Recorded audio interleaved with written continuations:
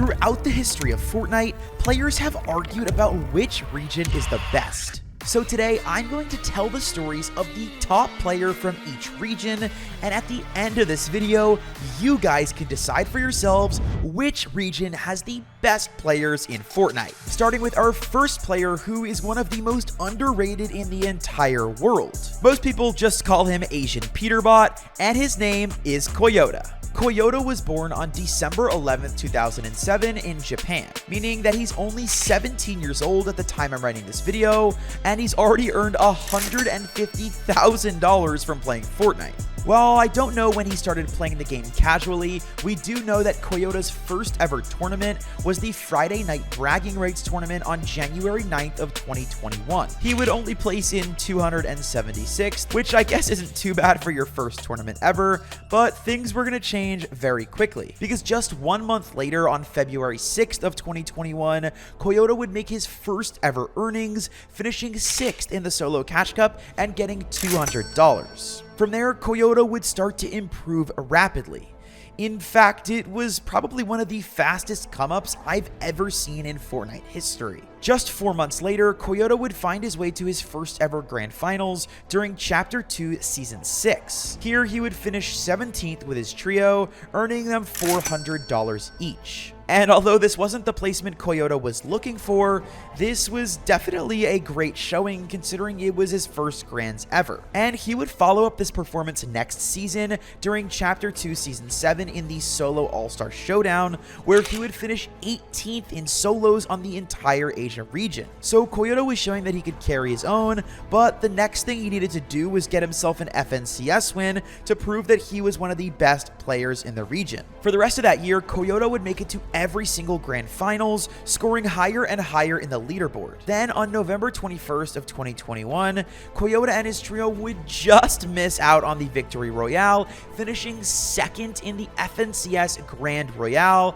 winning $16,500. This solidified Koyota as one of the best players on the region, and somebody who at a very young age could be a contender to play on the world stage. And we're going to talk about that in just a second. And although Koyota would continuously find himself on the Asia Grand Finals stage, he wouldn't actually get his first FNCS win until 3 years later. During Major 3 of 2024, Koyota would get a first place prize, getting himself into the Global Championships later that year. Then again this year in 2025, he would place first in both Major 1 and Major 3 on the Asia region, where he would once again get invited to Global Championships. With only 3 teams qualifying to the Global Championship, Asia is determined to prove that sometimes less is more, as well as confirm to the rest of the world that their scrappy, box-fighting heavy playstyle is a valid tactic for success. They've spent years being overlooked, but now Asia is ripe for making another dark horse appearance. He found himself getting 25th place in Lyon,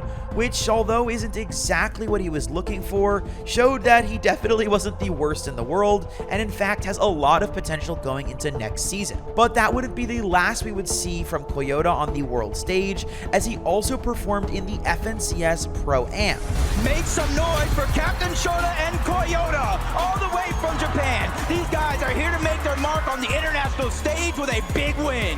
And although he only got 13th with his teammate Shota, this wasn't what everybody was talking about at this LAN, because as I told you earlier, everybody calls Koyota the Asian Peterbot, and he actually got the chance to 1v1 Peterbot on LAN. And just like every other Fortnite fan, I was shocked when this kid not only held his own, but beat Peter and showed the world he might be the next GOAT.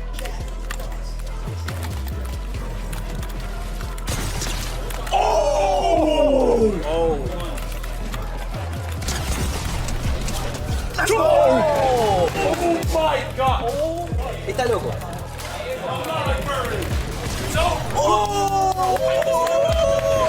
Muy bien.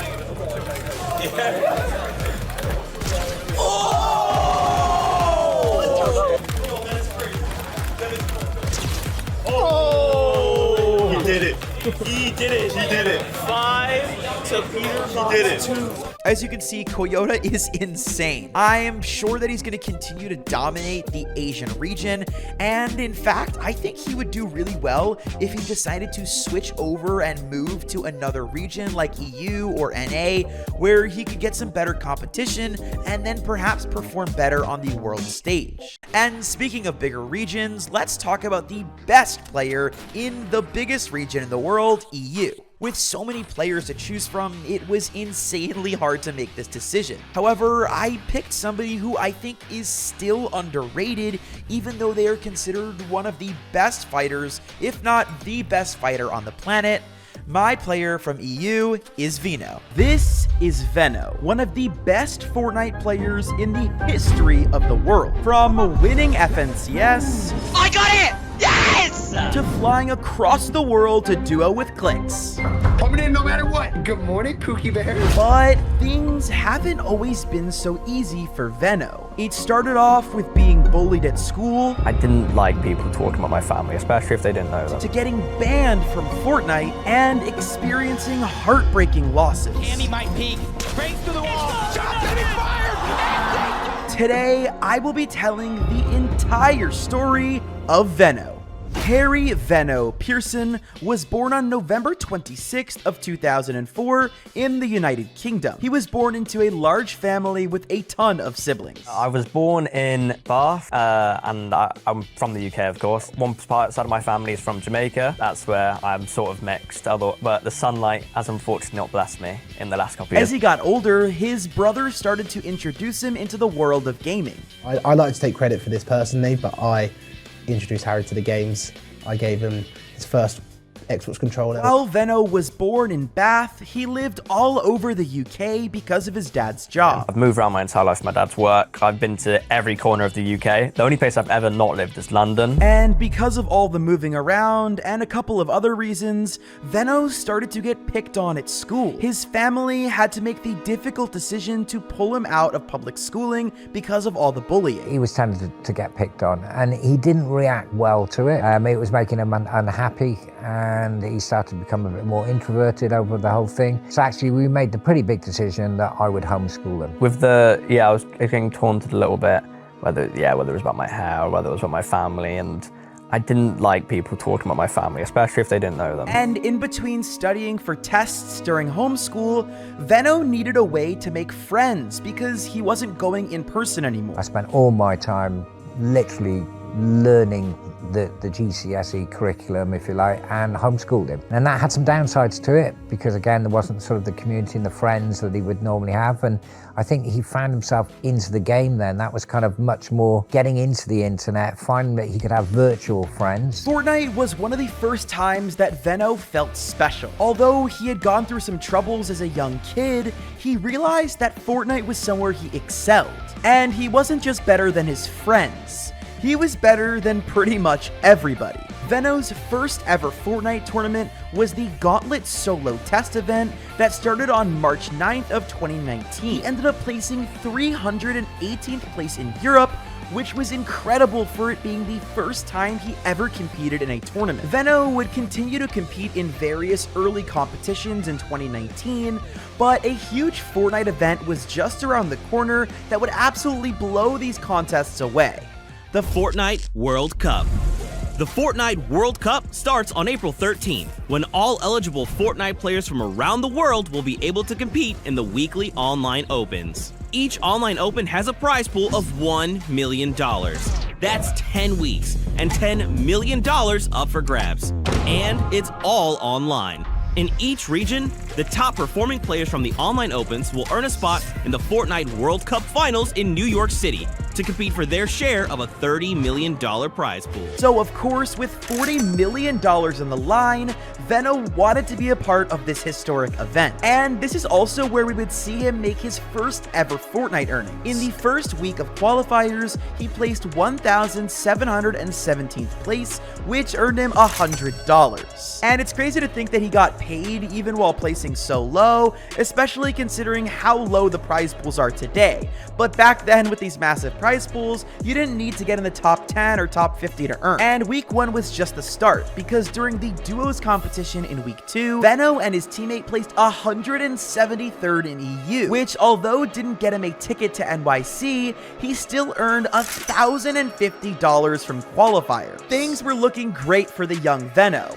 I mean, just so early on in your career to make earnings is incredibly impressive. However, shortly after the World Cup qualifiers, Venno would make a huge mistake, and that mistake would come back to haunt him a few years later. He bought somebody else's Fortnite account. However, we're going to talk about the consequences and the scandal that came along with that in just a couple of minutes. Because after not placing in the World Cup qualifiers, Venno didn't compete in professional Fortnite again until the next year, April 13th, 2020, on this new account. And as time went on, he started to get better and better. Venno would go on to compete in every single tournament that he could, and making a little bit more earnings here and there. However, his talent really started to shine during the early 2021 season. Venno would place 20th in the FNCS Chapter 2 Season 5 Grand Final, earning $3,000. And that was the most that Venno had ever made from playing Fortnite, which was truly amazing for him at the time. And it looked like he was finally on the come up. And Chapter 2 Season 6 would be the season that he finally broke through into a top 10 in FNCS. But unfortunately, this is where purchasing somebody else's account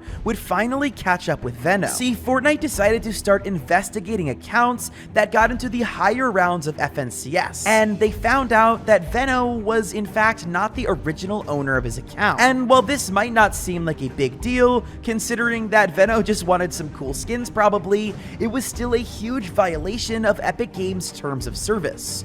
So Epic would go on and lock Venno's account. And because of the lock on the account, Venno would lose access to the $6,000 that were still in his account from previous tournaments. And people on Twitter were wondering one thing: why would a pro player take such a huge risk by playing on a purchased account?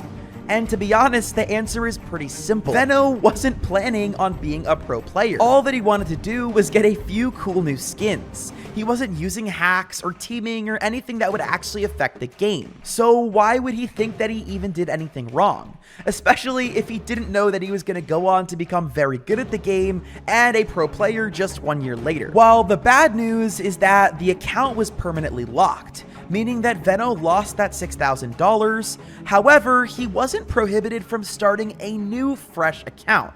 So that's exactly what he did. Unfortunately, it was too late for him to participate in the Chapter 2 Season 6 Grand Finals, but he was able to compete in the FNCS All-Star Showdown Open Qualifiers. The FNCS All-Star Showdown was a solo event that was held halfway through the year between June 11th and June 26th of 2021. The All-Star Showdown was a solo tournament that was eligible to all players that had made it to Champion League and Arena, but it came with a little bit of a twist. These 6 Grand Finals games would be played similar to the point format of a regular solo Cash Cup.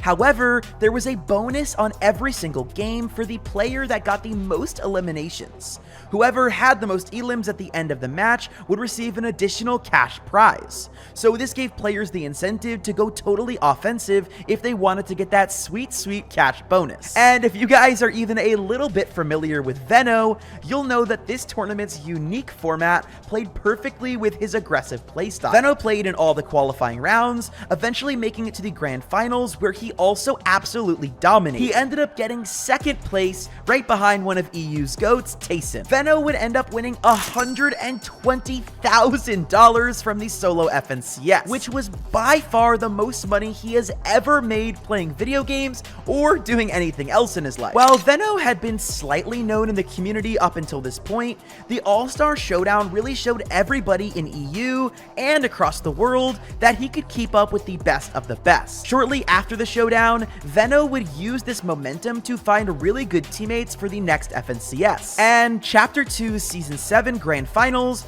would see him team up with some of the best players on the planet, Tayson and Rezon. And with this amazing trio, they ended up getting 5th place in FNCS. And although 5th out of 33 teams was great, the trio did decide to split up after the Grand Finals. So Veno would have to go find a new trio, and he found a pretty good one, playing with Joe FN and Mongrel. However, this didn't exactly work out as they had planned, because they didn't even make it into the Chapter 2 Season 8 Grand Finals. On top of that, next season would see Epic Games release the FNCS Grand Royale on November 21st of 2021. And once again, Veno wouldn't even make it to the finals of this tournament. After 2 bad placements, people started to wonder if Veno was really that good, or if his success during the All-Star Showdown was just a fluke. So it was up to Veno to prove that he wasn't just a one-tournament wonder. But luckily for Veno, Epic Games had just announced that we were switching from trios to duos for the 2022 season. While this might not seem like a huge change to casual players,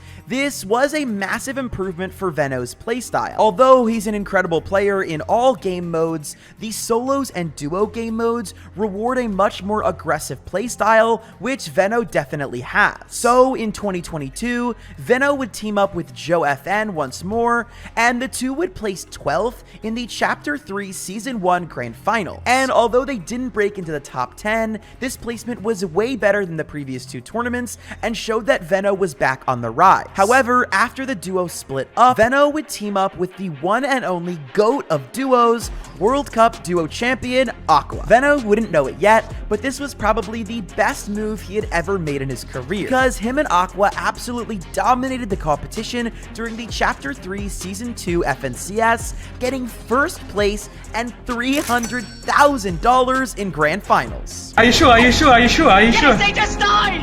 Are you sure? Yes! Yes! Oh my god, are you sure? Are you 100% sure? I'm down. Yeah. I got it! Yes! Oh, that's so clean. I'd like to say thank you to everyone who believed in me. So thank you to my duo. So thank you to Rabbit for killing Tayson in game 11, or was it 10? Game 10 it was. And thanks for everyone who didn't play good in day 2, because we didn't play that good either. Yeah. This was Veno's first ever FNCS win, and it made him $150,000 alone. However, shockingly, after the win, Aqua and Veno would split up after just winning the FNCS on the hardest region in the world, but not for any of the normal reasons a duo might split up. Kicking off today, we had the news that another FNCS winning team, this time Veno and Aqua, are splitting up, but it's not for the reason you're probably thinking. No, it's not because they were beefing, it's not because they were arguing. Even though they were doing a lot of that last season, they still managed to win an FNCS. They were still a great duo, but Veno tweeted out today, looking for duo 1 FNCS. Unfortunately, Aqua's hands are effed and have been since last FNCS. We've been talking about it for a while, no beef between us. DM me, even if you have a duo, I won't tell anyone. So it does look like, unfortunately, Aqua is, I'm gonna guess, gonna sit out this season. Aqua had been dealing with health issues for a while, and he decided to take a break after winning FNCS. But this meant that Veno knew how to figure out who he was going to play next season with. After last season, he had pretty high expectations, and that meant that Veno was able to get a good duo, and he would end up playing with Queasy. For those of you that don't know, this duo would go on to be one of the greatest partnerships in Fortnite history, and we're going to talk about all of that right now. But apparently, this duo was actually supposed to team up much earlier in the year, but it didn't work out. Me and Veno were going to play the first season duos, but I decided to go with Hand. In my head, Veno wasn't good enough, or like he didn't have the placements to prove it, you know? But I knew he was good. Like in my head, like it was either him or Hand, but Hand had the placements to prove it, so I decided to go with Hand. But Veno reached out to Queasy, asking him to play again after Aqua took a break. Option. I was actually gonna go play with Jerky. When we like decided to play, I was literally on Twitter making a tweet, Queasy X Jerky, Shifty Shafts all season or whatever. And then I got a DM from Veno like, yo, are we playing? And I was like in call with Jerky. I was like, well, I just got a DM from Veno, bro. Like, I'm not gonna lie, like I want to play with you, but I have to play with Veno. And I literally just switched the tweet, Queasy X Veno, Shifty Shafts all season. But before we can talk about that, the sponsor of this video, Cash App, has a fun way for you to spend money in style. The Cash App card is fully customizable, and you can draw whatever you want or pick from a bunch of pre-made stamps to put on your custom card. Once the card gets to your house, you can spend it both online and where Visa is accepted. And on top of being able to use this card pretty much anywhere, there's no random monthly charges, no hidden fees, and no minimum balance requirements, so no surprises. If you are 18 or older, download Cash App, use code CASH10, and send $5 or more to a friend within 14 days to get $10. If you're 13 to 17, request a sponsored account from a parent or guardian, use code CASH10, and send $5 or more to a friend within 14 days to get $10. Terms apply. Thank you so much, Cash App, for sponsoring this video, and let's get back to it. And the rest is history. They first started playing together in July of 2022 and dominated EU from that exact day. On August 18th of that year, they would place third in the Chapter 3 Season 3 Grand Finals, earning Queasy and Veno another $150,000 each. And while Queasy has a very different playstyle to Aqua, they still managed to work really well with how Veno played. Me and Aqua is more like brute force, you know? Like, he always had the mentality of, oh, let me go and like make high ground mine so everyone knows not to come up. That's what he's always thought of it like. But with Queasy, we like to have all different play styles. If high ground isn't working, we play mid ground. If mid ground isn't working, we play low ground. There's always something different we can do to win games. So a little bit more of a controlled approach.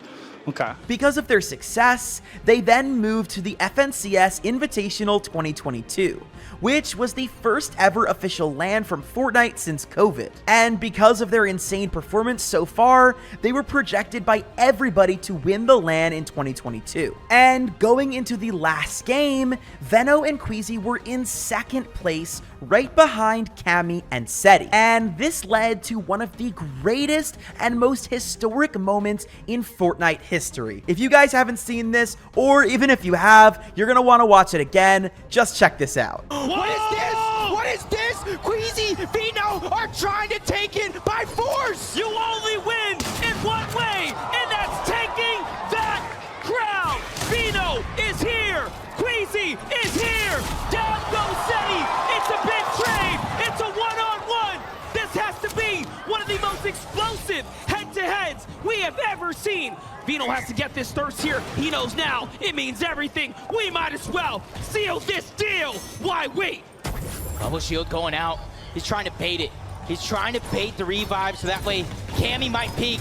Breaks through the wall. Shot's gonna be fired! And they do it! Become Legends are on top! Become Legends has officially managed to win the biggest fight of their careers. What you guys just saw was Veno and Queasy surprise contesting Cammy and Seti at their drop spot to try and catch them off guard and win the entire tournament. Unfortunately, as you just saw though, it was just out of their reach. And while they didn't get the coveted first place, Queasy and Veno did get second, earning them each $140,000. And while getting second place at a global LAN would be a massive career achievement for any player, it simply wasn't good enough for Veno. To put it simply, the duo expected themselves to get first, and despite being incredibly disappointed with second place, Veno and Queasy could tell that they had something special together and decided to stick together and see what 2023's FNCS would bring. With FNCS remaining as duos in 2023, they would continue to dominate. During FNCS Major 1 Grand Finals, they placed 4th in EU, which was crazy.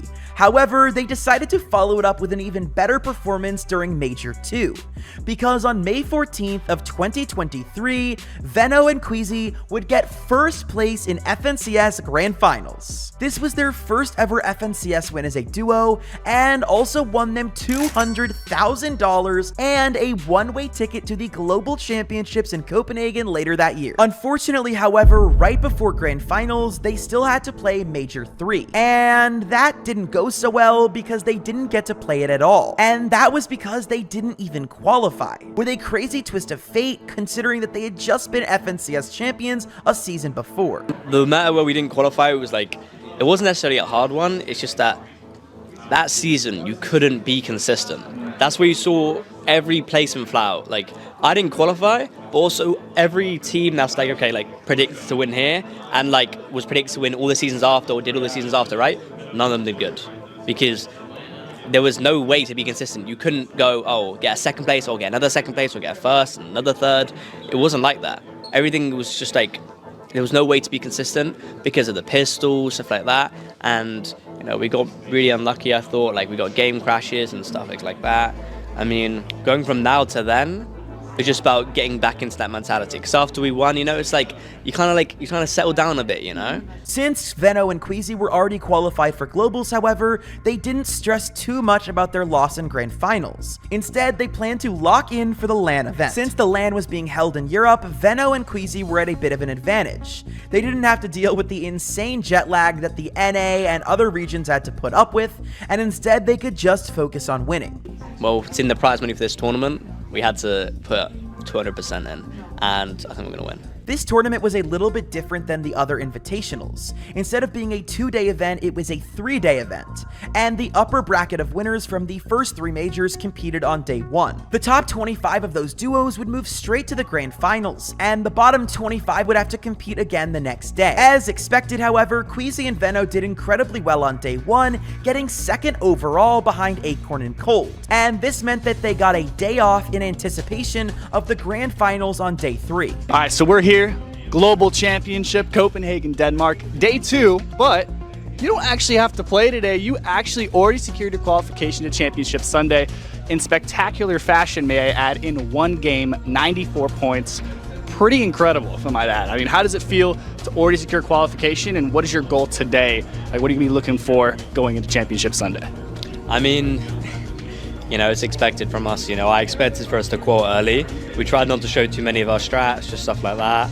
Just leave everything on the floor on Sunday. But the duo wouldn't be as lucky in the grand finals as they were on day 1, because Queasy and Veno would place 11th out of 50 teams. And although incredible for pretty much anybody, this was once again a huge disappointment considering how well everyone expected them to do in LANs. Following the event, both Veno and Queasy both made separate tweets threatening an early retirement after this tournament. It was clear at that point that these two were probably going to be splitting up, and that's exactly what they did. During the 2024 season, the two would separate. Epic Games didn't switch much up going into 2024, and we continued to play the duos mode. And Veno would once again team up with one of the greatest players in the history of Fortnite, Tayson. However, for Major 1, the duo would place 15th out of 50 teams. And once again, I'll say it, even though I sound like I'm repeating myself, this is an incredible performance, especially on the hardest region in the world, but for Veno, he just wanted to win. However, Fortnite would soon be the last thing on Veno's mind, because unfortunately, he would experience the biggest tragedy of his life following that FNCS. Veno would lose his dad as he passed away shortly after this tournament. This loss is so much more than anyone could experience in any game. And I just want to take a moment to give my condolences to Veno and his family. Just while doing research for this video, it was incredibly clear that Veno's father was so deeply caring and supportive. From the interviews we've seen and their interactions at LAN, I can't imagine to begin how devastating this loss was for Veno and how much that must have affected him. However, on the positive side of this tragedy, we saw the Fortnite community reach out to Veno and provide as much support as they could for him during an incredibly hard time. It's truly moments like these that make you realize how fragile life truly is. And although Fortnite is a huge part of my life, and I'm sure many of yours, there are so many more important things out there. So make sure you guys hug your parents and tell them how much you love them every day, because you never know when you might not get that chance again. Despite what happened, Veno decided that he still wanted to tough it out and play in the next FNCS for his dad. And Veno and Tayson would team up once again, also finishing 15th place once again. And while this was a great placement, especially considering how much stress Veno was under, it wasn't a high enough placement to get them qualified for the LAN event at the end of the year. So for his last chance at qualifying for Globals, Veno made a life-altering decision. He decided to move to Texas. I know what you guys are thinking. Why would anyone from the United Kingdom move all the way to another country and to Texas of all places? Well, the obvious answer is to duo with Clix, of course. When this duo was first announced, the entire Fortnite community was very skeptical. Moving regions midway through an FNCS was very risky for everyone involved. So a lot of people didn't even believe that Veno was actually going to America and thought it was some kind of prank until they saw Veno live on Clix's stream. Coming in no matter what. Put pants on. Good morning, Pookie Bear. It's 6 p.m. What do you want? We got scrims, bro. Right now, get on, 5 minutes. Damn, dude, you musty ass set up, bro. And honestly, nobody knew how this team would perform, considering how many videos there were of them yelling at each other. I said I hit him 56. Like, did you want me to fucking say that? Lie! Mother's life, I said that. Nah, I haven't, okay? I've been telling you, take me farming metal, come. These scrims suck. I've got you playing 40%. I can't farm half the time because you're 2-2-0, right? Like, can you just wake the up? Holy Their personalities were very different, and it was hard to think that they would do well at all. But it was time to prove everyone wrong during Major 3. This was both Veno and Clix's last chance to qualify for the Global Championships. So they had to totally lock in, and they did just that, because the duo would end in first place on day 1 of Grand Finals. And this was huge news considering that Clix had never won an FNCS before. And for a second, it looked like Veno was going to be the one to help Clix break his curse. But unfortunately, tragedy would once strike again on day 2 of Grand Finals. Clix and Veno were being completely griefed by 2 other players who just wanted to clout farm off of Clix. Because of this interference, Clix and Veno would drop into 4th place, yet again continuing Clix's 4th place curse. And while this was absolutely devastating, there was a bright side, because Clix and Veno placed high enough to qualify for the FNCS Global Championships. The Globals of 2024 would be held on September 7th and 8th of 2024 in Fort Worth, Dallas, Texas. The event was split over 2 days with 6 games on each day, playing for a total of $2 million in prizes. Despite dropping into 4th place during Major 3, Clix and Veno were still at the top of many people's prediction list going into the Global Finals. I don't think I've seen a team consistently at the top of prediction lists than you guys coming into this event. Did that mess with your guys' mindset coming into the weekend, or were you guys still just confident as ever? I was predicted to win FNCS for a year and a half straight, every single one. To be honest, I don't know why they thought we were gonna win. I'm a realist. To win, it's like last FNCS. I said we'd have to play perfect. Yeah. We almost did, and it almost came through. This one, we need Jesus, HW Christ, and playing perfect. And of course, if you watch any video on my channel, you'll know that Peterbot and Poyo came home with 1st place, and unfortunately, Clix and Veno would land in 11th. However, this was an incredible placement, and Clix's best placement at LAN ever, and the duo had to be overall pretty happy with their performance. Next up is one of the smaller regions in Fortnite, but this year they started to really make a name for themselves, with multiple players from Brazil managing to get in the top half of placements at Globals. One of those players is also at the top of pretty much every Grand Finals leaderboard in Brazil, and the most earned player in the history of Brazil. His name is King. Born in April of 2006, King began his Fortnite journey at just 11 years old. Initially, he only played for fun, but that quickly turned into a multi-million-dollar career for the young prodigy. You see, in April of 2019, Fortnite announced the official World Cup tournament, which was a $15 million prize pool open to any player who wanted to try and enter. At the time, King was only 13 years old, and nobody even knew who he was. However, in the Brazilian region, there were only 7 solo and 3 duo slots available for the World Cup. King and his duo partner Nyx emerged as the only duo to qualify in both game modes, shocking the entire world at such a young age. Having never left his home country of Argentina before, King was ready to take on a new adventure and prove himself to the world. Sadly, King struggled in the duos competition, and him and his duo Nyx placed 39th, winning only $50,000, but hey, not too bad for a 13-year-old. That being said, King still had the solo tournament left to play, and his life was about to change forever. Offensive at this point, he might have the high ground. Oh my gosh, sneaks the shotgun shot in right before the ramp can go down. Oh no. Okay. Oh okay. No. Quick couple notes about King, one of our players from Argentina. He is the minimum age required in order to play the Fortnite World Cup. 13-year-old survivor. Wait, King is 13? He is indeed. My goodness. Jack is a million times better than both of us combined. Yeah. With an amazing performance, especially in games 2 and 3 of the World Cup, he was able to rack up the highest amount of eliminations in the entire field, being only 13 years old. King ended up placing an incredibly impressive 5th and earned over $900,000 $100,000, which received a huge boost in not only his cash flow, but also his popularity online. Much of it was from this viral clip of him crying for joy in his dad's arm after winning $1 million.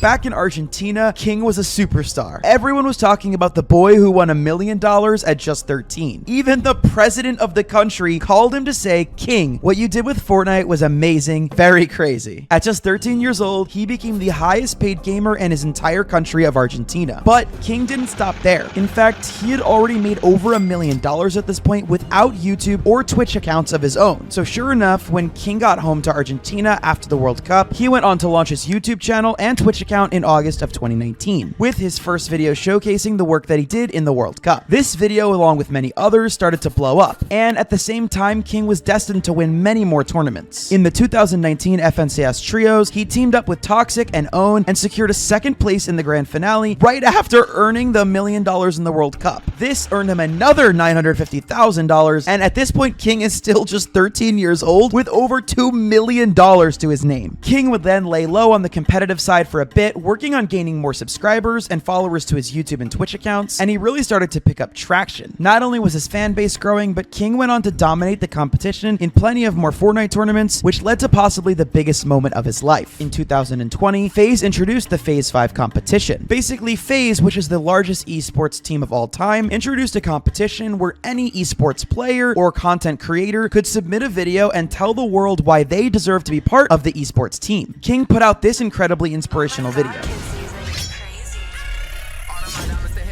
Me inspira también jugar torneos. Oh no. Okay. Oh, okay. No. And you see King. Llegar a torneos importantes, ganarlos. Y también representar a la región Brasil, que eso es lo que más intento. Soleas. ¡Lo mató King! ¡Lo mató King! After winning the competition, King was welcomed into FaZe with open arms and continued to grow both as a player and a creator. At just 17 years old, his current net worth is $3.9 million. Just like Brazil, OCE is a smaller region, not necessarily known for its competitive play, although it does have some of the biggest Fortnite YouTubers in the world, like Lachlan, Laserbeam, Fresh, and Loserfruit. That being said, OCE does have some insane competitive players too, and none are more insane than the best OCE player, not only right now, but of all time, and his name is Alex. From being banned for competing underage to becoming an FNCS champion, this is the entire story of Alex. Alex Richmond was born August 9th, 2008 in the country of Australia, with an older brother who inspired him to play video games and two loving and supporting parents. Alex was able to start gaming from a very young age. Lucky enough for Alex, his older brother was also into gaming, and he was actually the one who introduced Alex into Fortnite Battle Royale. Alex not only enjoyed playing the game, but he was good. Like, really good. Alex was even embarrassing his own older brother by carrying him anytime the two would play.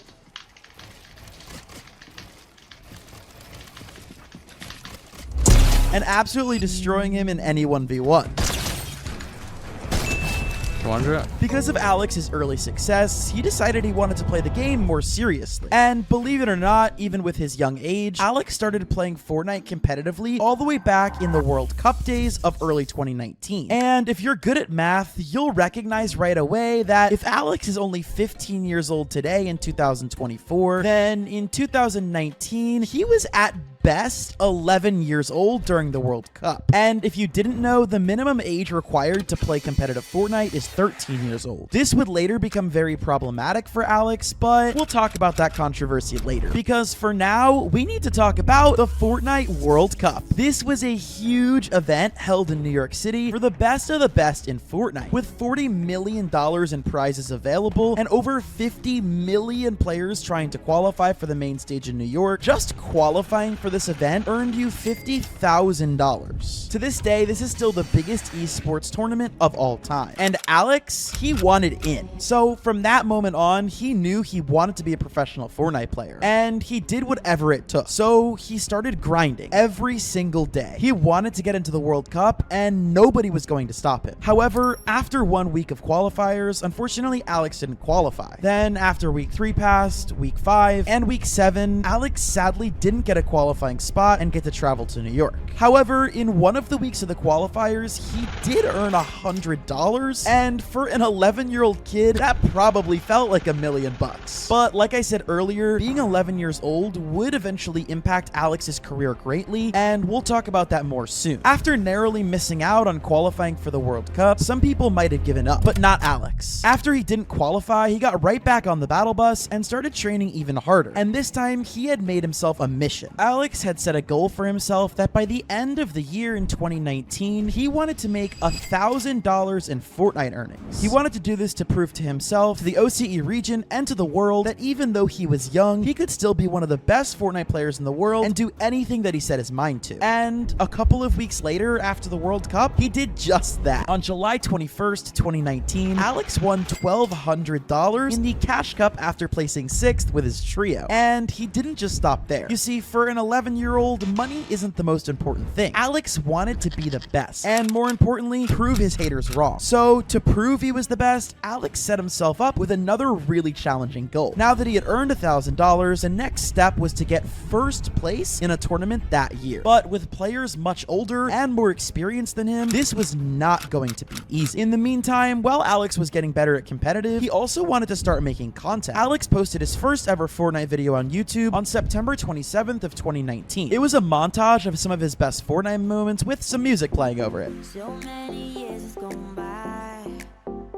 but I think about you all the time. The montage was pretty good, and keep in mind, this is from 4 years ago, meaning it was made by an 11-year-old, which honestly just makes me sad at how bad at Fortnite I am. Which reminds me, I need new people to play Fortnite with badly, so if you guys subscribe to the channel and comment your epic name down below, I'm gonna be adding some of you guys back to run up some games, so make sure to hit that sub button. Anyways, back to Alex. After this first video was posted, he consistently uploaded highlights of his various tournament wins, showing off a bunch of different cash cups and placements. The videos didn't get a ton of views at first, but all of that was about to change. Remember a minute ago when I told you Alex's new goal was to get first place in a tournament? Well, on December 15th of that year, 2019, he did just that. He got first place in a solo cash cup, which for those of you that don't know is incredibly challenging. And even better, he earned $2,000. I don't know about you guys, but I wouldn't even know what to do with $2,000 at 11 years old. Regardless, this was huge for Alex and showed him that he could really compete with the best of the best pros. But there was only one problem. Alex wasn't old enough to officially compete. Like I said before, Epic doesn't allow anyone under the age of 13 to play Fortnite competitive events. That being said, however, Epic Games doesn't exactly confirm people's ages when they sign up for the game. There's no real proof of identification required until you go to collect your money, which can easily be done by someone else in your family. So basically, anyone could just lie and say that they were in fact old enough to compete in the tournament when they really weren't. We've actually seen this with other prominent players previously as well, like FaZe High Sky. You see, some people can get away with this, especially at lower levels, but after a while of breaking the rules and performing at such a high level, there was a lot of attention on the young prodigy Alex. People were even tweeting out and asking why he wasn't being banned. It seemed like the public knew that Alex probably wasn't 13, but Epic Games hadn't caught on yet. However, that would all change, and unfortunately, on July 21st of 2020, Alex was banned from Fortnite. This ban was set to last for a whole year, and to say that Alex was devastated would be an understatement. But Alex wouldn't let this ban stop him from trying to be the best of the best. Instead of putting the keyboard and mouse away for good, he jumped over to another very popular video game at the time called Valorant. Although he didn't post much content about Valorant, he did show Twitter that he worked his way all the way up to Radiant. For those of you that don't know, to be Radiant, you have to be in the top 500 players in the entire world. This showed that Alex's skills aren't just exclusive to Fortnite, and he just has the God-given gift of aim. But despite this early success in Valorant, Alex never really took the game seriously, because all along he knew that he had to return to the game that started it all, Fortnite. Although Alex's ban only lasted for 1 year, he still wasn't old enough to return to competitive gameplay. He had to wait till his 13th birthday on August 9th of 2021 to return to the game. But even though he was banned from comp that didn't mean he stepped entirely away from the game. He still grinded in creative and played in scrims when he could while he was 12 years old to make sure that his skills were the best that they could be when he was returning. He even posted Fortnite edits on his YouTube account titled with how many days were left on his ban. Everybody was excited to see the young prodigy return. So when Alex's 13th birthday finally arrived, he was ready to take over the Fortnite world. And he did just that. Alex turned 13 and jumped right into Fortnite Chapter 2 Season 7. And soon enough, he qualified for his first ever FNCS Grand Finals with his two other trio members, Suns and Tui. Despite Alex being sidelined for over a year, the trio looked good. With a veteran IGL Tui, who is one of the best OCE players of all time, he was able to lead the young Alex and their trio Suns to a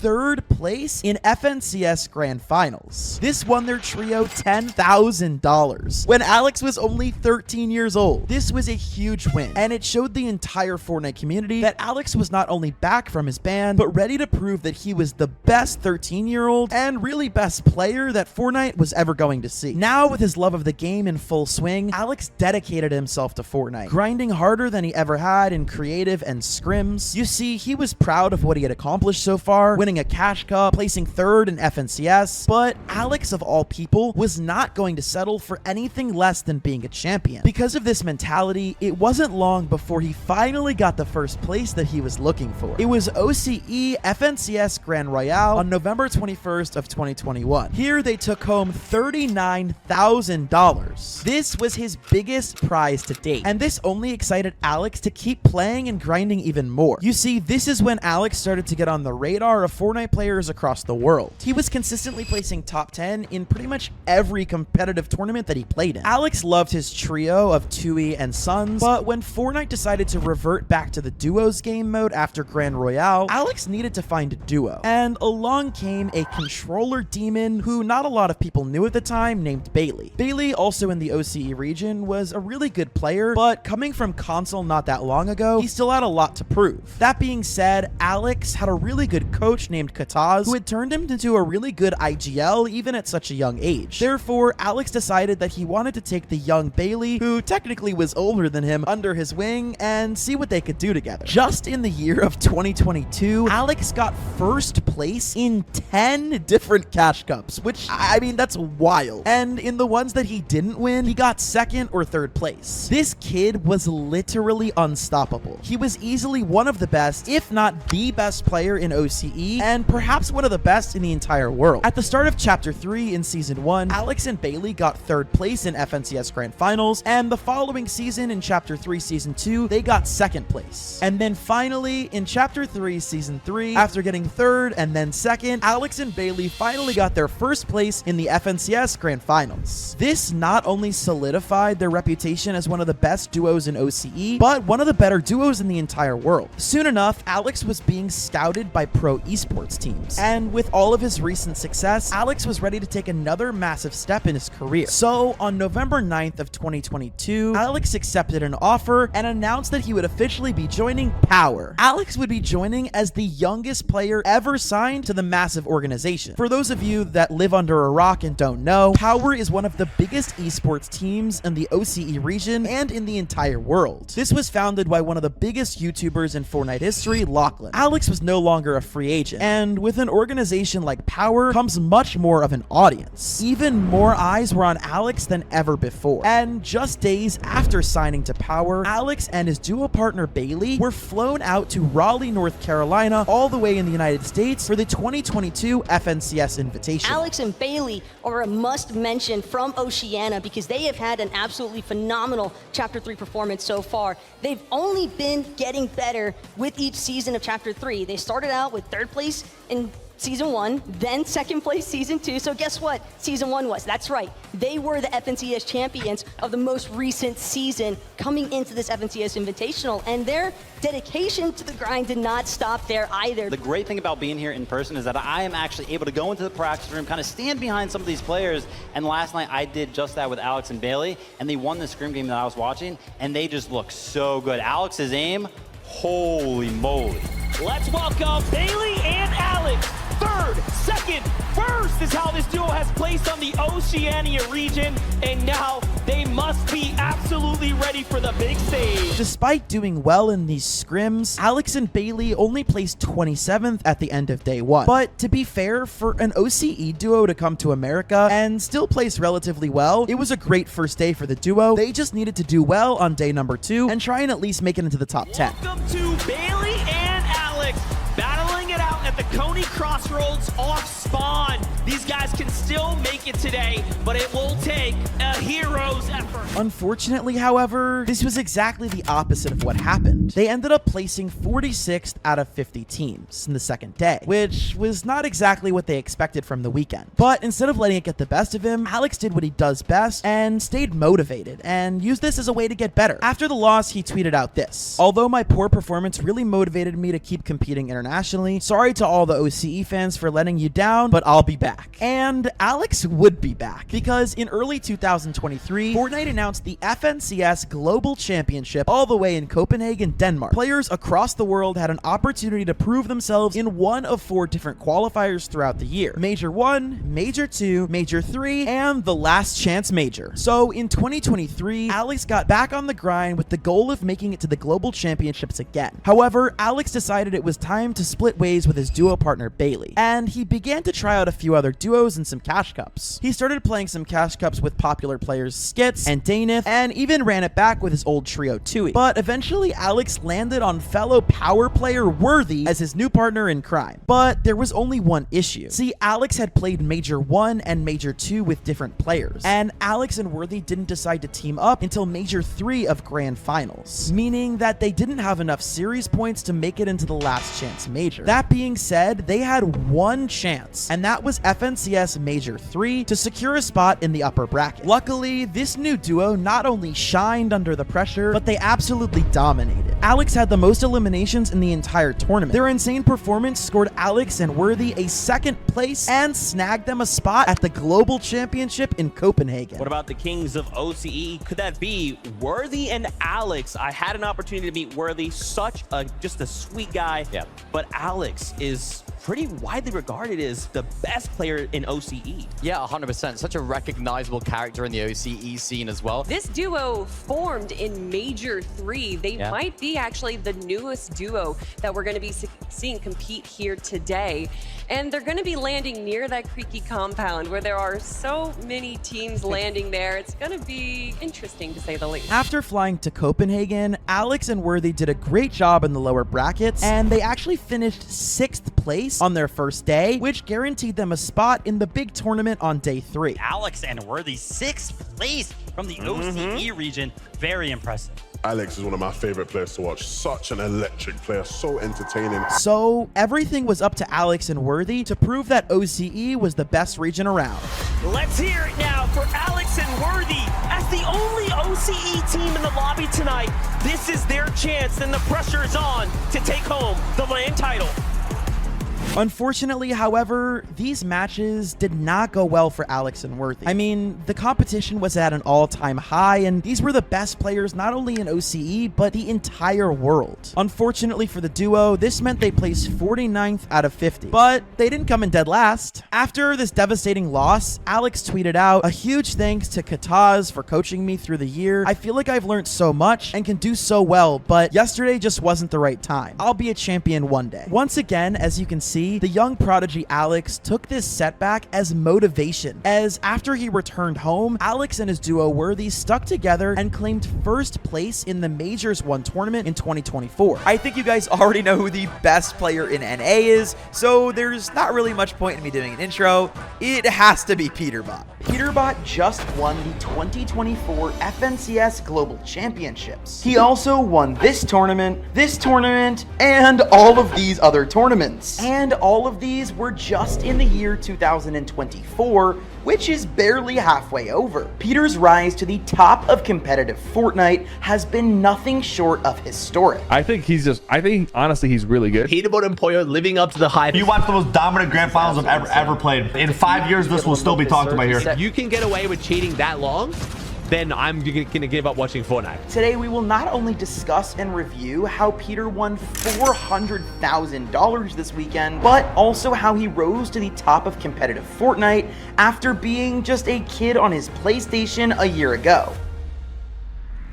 For those of you who are OG Timmy fans, you know I've already done a video about the story of Peterbot before, but for those of you who missed out, I'm going to do a small recap of Peter's career up until this weekend, and then we can talk more about how he just had a historic win. Peterbot Kata was born on June 20th of 2007. That means as of the making of this video, he is barely 17 years old, which is insane considering the amount of money he has made playing this game, and we're going to talk more about that later. But clearly, Peterbot started gaming at a young age, and he actually started playing Fortnite during the first season ever on his PlayStation 4. I was in school with my friends, and actually my cousin. My cousin told me to get the game. I was just playing with all my IRL friends and stuff. Just having fun like every other kid when it first came out. Quickly, however, Peter realized that he was better than his friends. A lot better than his friends. On top of that, he also realized that the console community just wasn't as good, and if he wanted to go pro, he would need a PC. A couple years later, in early 2020, Peter would get the opportunity to get his first PC and eventually take his dive into professional Fortnite. On September 2nd of 2020, at just 13 years old, Peter made his very first earnings of $250 in Caster's Contender Cup. Although $250 may not seem like a lot compared to the hundreds of thousands and millions that he's winning now, you have to realize that as a 13-year-old kid, $250 probably felt like he was rich. For the first year of his competitive play in 2020, Peter kept taking home smaller cash prizes and earned a total of $1,200 in the December Frosty Frenzy competition. For the first half of 2021, Peter managed to place in the top 100 in a bunch of cash cups and an FNCS, winning a few $100 here and there. But he was just about to take home his biggest earnings ever in 2021 that summer. Peter earned himself a spot in the FNCS All-Star Showdown on June 26th of 2021. He did not only better than people thought he would, but better than anyone could have ever imagined. Peter, in his first massive solos tournament, would place 8th in the finals, earning him a whopping $18,000. This was obviously huge for Peter, not only because that's a lot of money, but because he is still 14 years old when all of this is going down. On top of the money, this placement also showed the Fortnite community that Peter was a force to be reckoned with. And with the relatively new Trios game mode being part of FNCS now, it was important that he proved himself in order to get good teammates. Following this standout performance in solos, veteran player P-God and another young gun named TK would reach out to Peterbot to see if they wanted to join the two to trio. For those of you that don't know, P-God was not only one of the better competitive Fortnite players, but he was also incredibly popular. In August of 2021, P-God and Peterbot and TK were definitely underdogs leading up to FNCS, but they were ready to prove everybody wrong. You see, Peterbot was no stranger to being the underdog. Peter was nobody in the Fortnite community just 6 months ago, and now he was playing with some of the world's best players on the world's biggest tournaments. Leading up to the FNCS, just weeks before the qualifier, the dynamic trio would win their first cash cup together, taking home $600.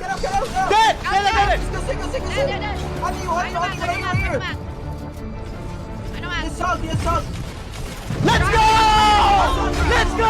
And after this incredible performance in the Cash Cup, they did even better in the qualifiers, finishing first in the Session 2 FNCS semifinals. Just a week later, it was time for the Grand Finals, and Peterbot, along with TK and P-God, were ready to prove their deniers wrong. Unfortunately, the team did not place in the top 10 like they were looking to do, but with an 11th place finish out of 33 teams, they still took home $2,500 in earnings, which again is a lot for just a couple of kids. And although this trio looked very promising following their first performance in FNCS together, unfortunately it didn't last very long. To the surprise of many of his peers, Peter decided he didn't want to continue playing with P-God and TK following FNCS. Regardless of them not playing together anymore, however, P-God undeniably helped elevate Peterbot's fame. Before the two played together, Peter had only 4,000 followers on his Twitter account, and by the time they split, he had 10x the followers at 40,000 in just a few months of playing with P-God. I had 4,000 followers when I started playing with him. I have like 40, like almost 40K on Twitter now, and like I appreciate it a lot. And with all of these new followers, Peter was ready to show the world that he was one of the best players around. So for the next season of Trios, Peter caught the attention of some players called Bucky and Macwood. And if you don't know who those veterans are, you must be under some kind of Fortnite rock. This trio would team up for the very first time on October 18th of 2021. Peter, of course, wanted to play with good players in general, but another huge part of the equation here is that Macwood and Bucky had an uncontested drop spot. You see, one of the reasons that Peter's team got 11th is because they were contested on the drop with P-God and TK, which makes it a lot harder to perform well. So with an uncontested drop and everything to prove, it was time to drop into the grand finals. And unfortunately, things didn't pan out the way they thought they would, because not only did Peter not do better than he did last season, he got exactly the same 11th place once again, earning another $2,300. After this happened, Peter got some backlash from the community on his decision to leave P-God. Peter's growing confidence had turned relatively cocky, and he thought that he was perhaps better than he was at the time. But later on in this video, we're going to talk about this week's tournament, and you'll see how this confidence was definitely justified, as Peter would become one of the best players in the world. But for now, we're still at Peterbot being 14 years old. The young Peterbot did, however, seem to learn a lesson, as he decided to stick together with Bucky and Macwood for another season. And this would probably be the best decision in Peter's young career, because shortly after the 11th place finish in FNCS, Epic Games would announce the Fortnite Grand Royale. The Grand Royale was set to take place in that following November with a multi-million-dollar prize pool. And let's just say that this trio sticking together was a really good decision. Peter and his trio finished in an amazing 4th place, which earned the trio $30,000. It seemed like all was going well for Peter. He had the trio of his dreams, making money and growing on social media. However, things would come to a screeching halt. This is because Epic Games decided that in just 1 month, in January of 2022, the competitive game mode would switch from trios back to duos. And with Bucky and Macwood sticking together, this meant Peter was once again on the hunt for a teammate. But let's be honest, Peter wasn't going to have to look for a teammate for that long. After playing with some of the best in the business and placing so high in Grand Royale, there was no way that somebody wasn't going to scoop up this young prodigy and take him to the promised land of winning an FNCS. Peter tested out a couple of teammates, hoping to find the perfect fit for the new season. He tried playing with the GOAT Kanata, Nani, his old trio member Macwood, and even ran up FNCS with his good friend Quanti. But after 6 months of trying and not performing the way that he wanted to, Peter decided to give up on playing with other top players. And instead, he made a decision that once again would change his life forever. Peter remembered what P-God did for him, taking a young player with a lot of prospect and giving them an opportunity and crafting them into a better player that can fit his playstyle. Now, this is where things are going to get very interesting and take off very fast for the young Peterbot. With the second FNCS of 2022 just around the corner, Peter would decide to give Byla, a very cracked controller player, a chance. And although Byla was technically older than Peterbot, it felt similar to the P-God situation, where Peter was ready to take this guy under his wing. And that's exactly what happened, because Byla did not let this opportunity go to waste. Peter and Byla came in 1st place of Qualifier 1 for FNCS, which sent them directly to the Grand Finals. And it was here that Peter would solidify his name in the conversation for one of the greatest players in Fortnite history. On May 29th of 2022, Peterbot won his first FNCS Finals. Peterbot and Byla, officially your FNCS champions. You love to see it. That was the most incredible day one, and then they were just hanging out, dancing it out like you were earlier. Peter had finally done it. From an awkward console kid to an FNCS champion in less than 2 years. How did you feel after winning your first Grands with Byla? I felt great. It was like the best feeling in the world. I mean, you just won. Honestly, it's not really a money thing, it's just winning. When you're winning, you can't be mad at anything. And honestly, the win was really unexpected, so it meant more to, me, just because I don't think people had me in their top 20, but I still won. A lot of things went my way though, I'm not gonna lie. Every winner needs a little bit of luck, bro. Like whether you say they don't or not, everyone needs a little bit of luck in their FNCS. It's just how it works. However, all of this success wouldn't come without haters. Peter's laser-like aim, seemingly tracking opponents through walls, fueled accusations of cheating. Videos started popping up all over social media. We are purely talking about the professional player signed to TNG, Peterbot. He has come under fire today for being accused of cheating by BBG's Young Cal. And these accusations weren't just coming from internet trolls. Pro players, the best of the best, started calling out red flags in Peterbot's games. Even the world champion Booga expressed his doubts about Peterbot being real. I don't know any pros who know people that aim like this. I've never seen a pro before him that aims like this. I don't know how to describe it, but the way he aims is insane. And just the way he plays, like he hits the 200, moves off of him, and then moves back onto him instantly. I don't understand it. And then, for example, this clip right here, like this entire video, I've watched this before. I literally kept track. He does not miss a pump the entire video. I've never seen that before. Maybe it was just his day. Maybe he's just crazy like that. Never in my life have I seen anybody play an entire solo cash cup, post a video to YouTube, and they don't miss a single pump, ever. He might be the most naturally talented player we've seen ever to touch the game. He might be that. 103, he might be that. He might be crazy. I hope he's not cheating. I hope he's not cheating. I seriously don't. I hope that he's legit. I hope that he's just that good. But the fact that I've never seen anyone this good, or no pro has seen anyone this good ever, I don't even know. Plus, on top of all of this evidence, a massive amount of fuel was added to the fire by the fact that Peter didn't stream. Many people in his position would stream to earn a ton of money, but Peter refused to, and many people thought that that's because he was cheating and didn't want people to know. However, it turns out that Peter just didn't want to stream. I don't stream enough, I feel like. So, like, I don't really have, like, a goal right now because I don't stream enough to have a goal. But, like, I want to be big, you know? Like, I want to be the person to stream to people. But, like, I just don't have the mindset right now. So, with all of these cheating accusations going on, one of the easiest ways for Peter to prove himself would be to compete and perform well in a LAN event. For those of you that don't know, these LAN events, which are in-person tournaments, have computers that are PC checked by professionals to make sure that there's no way anybody could be cheating. And luckily for Peterbot, Fortnite's first LAN event since the World Cup was announced for November 13th, 2022, and it was called the FNCS Invitational. Peterbot was gearing up and ready to go after winning with his duo Byla. Unfortunately, however, tragedy would strike when right before the Invitational, with just a couple weeks to go, Byla would drop out of the LAN event without much explanation. This left Peter to find a duo in the very last minute of the tournament, ultimately deciding to team up with his good friend Jamper to lead him into the LAN. Rumors of the duo started to spread like wildfire, especially rumors surrounding Byla dropping out because he believed that Peterbot would be exposed for cheating at LANs. Also, people thought that Peter was paying Byla not to play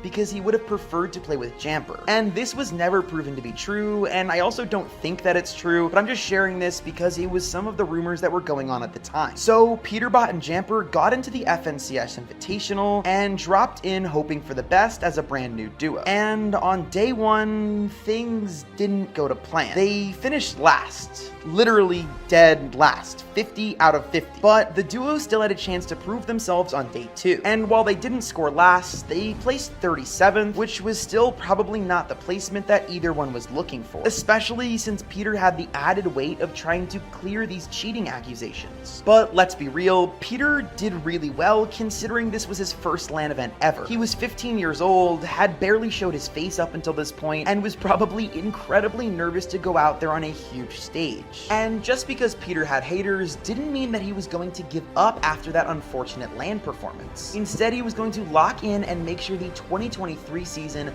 was even better than 2022. Instead of keeping Byla or Jamper as a duo, Peter would then team up with the winner of the Fortnite World Cup, Booga. The two of them decided to team up going into the 2023 FNCS Major 1. Both of them performed incredibly well going into the grand finals, and basically everyone thought this was the dream team that had the FNCS in the bag. But once again, as it seemed to go for Peter at this time, things didn't go to plan. The two pros only got 16th in grand finals, which, although is incredible for many others, was completely devastating for Peterbot. I was expected to win the first FNCS of last year. We won Acorn and Cold first one, and I got 16th. I just started playing Valorant all day for no reason and just getting worse and worse. As you heard Peter say, he was distracted, and although he never made a switch to be a Valorant professional, he didn't really take the game Fortnite as seriously as he should have, considering what he was trying to do. And that was prove everyone wrong and be the best Fortnite player of all time. Even though Peter performed poorly, however, he would still get the opportunity to find himself a more stable income and a group of people to play with in Elite Esports. 3 orgs down, this is our last choice. It's Elite. What are our thoughts? Alright bro, this is the one.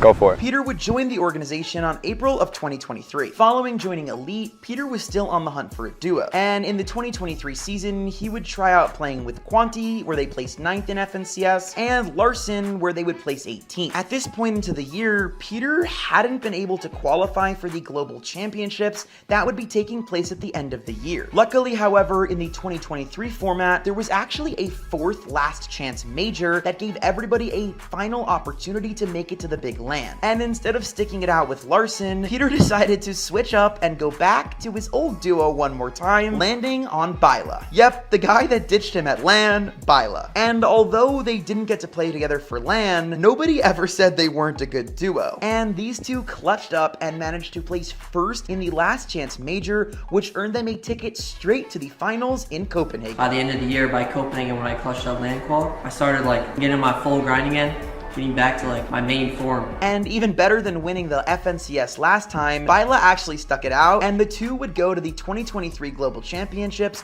on October 15th of 2023. The duo managed to place 26th, and although this placement wasn't great, it gave Peter the push that he needed to know that he had to be the best going into 2024. And that brings us up to this new year. It's only been 7 months into 2024, and if you love Fortnite like I do, you know that Peter is having a historic year. And I'm gonna give you guys all the juicy details and talk about the massive amount of earnings that Peter has made, all leading up to when we talk about what happened in this epic weekend. So shortly after the 2023 Global Championships, Peter decides to drop Byla once again. And thinking back to when he originally found Byla, Peter knew that he needed to find a duo that was moldable to his style. Peter being an incredible fighter and also a very aggressive IGL, he needed to find somebody who could play with him.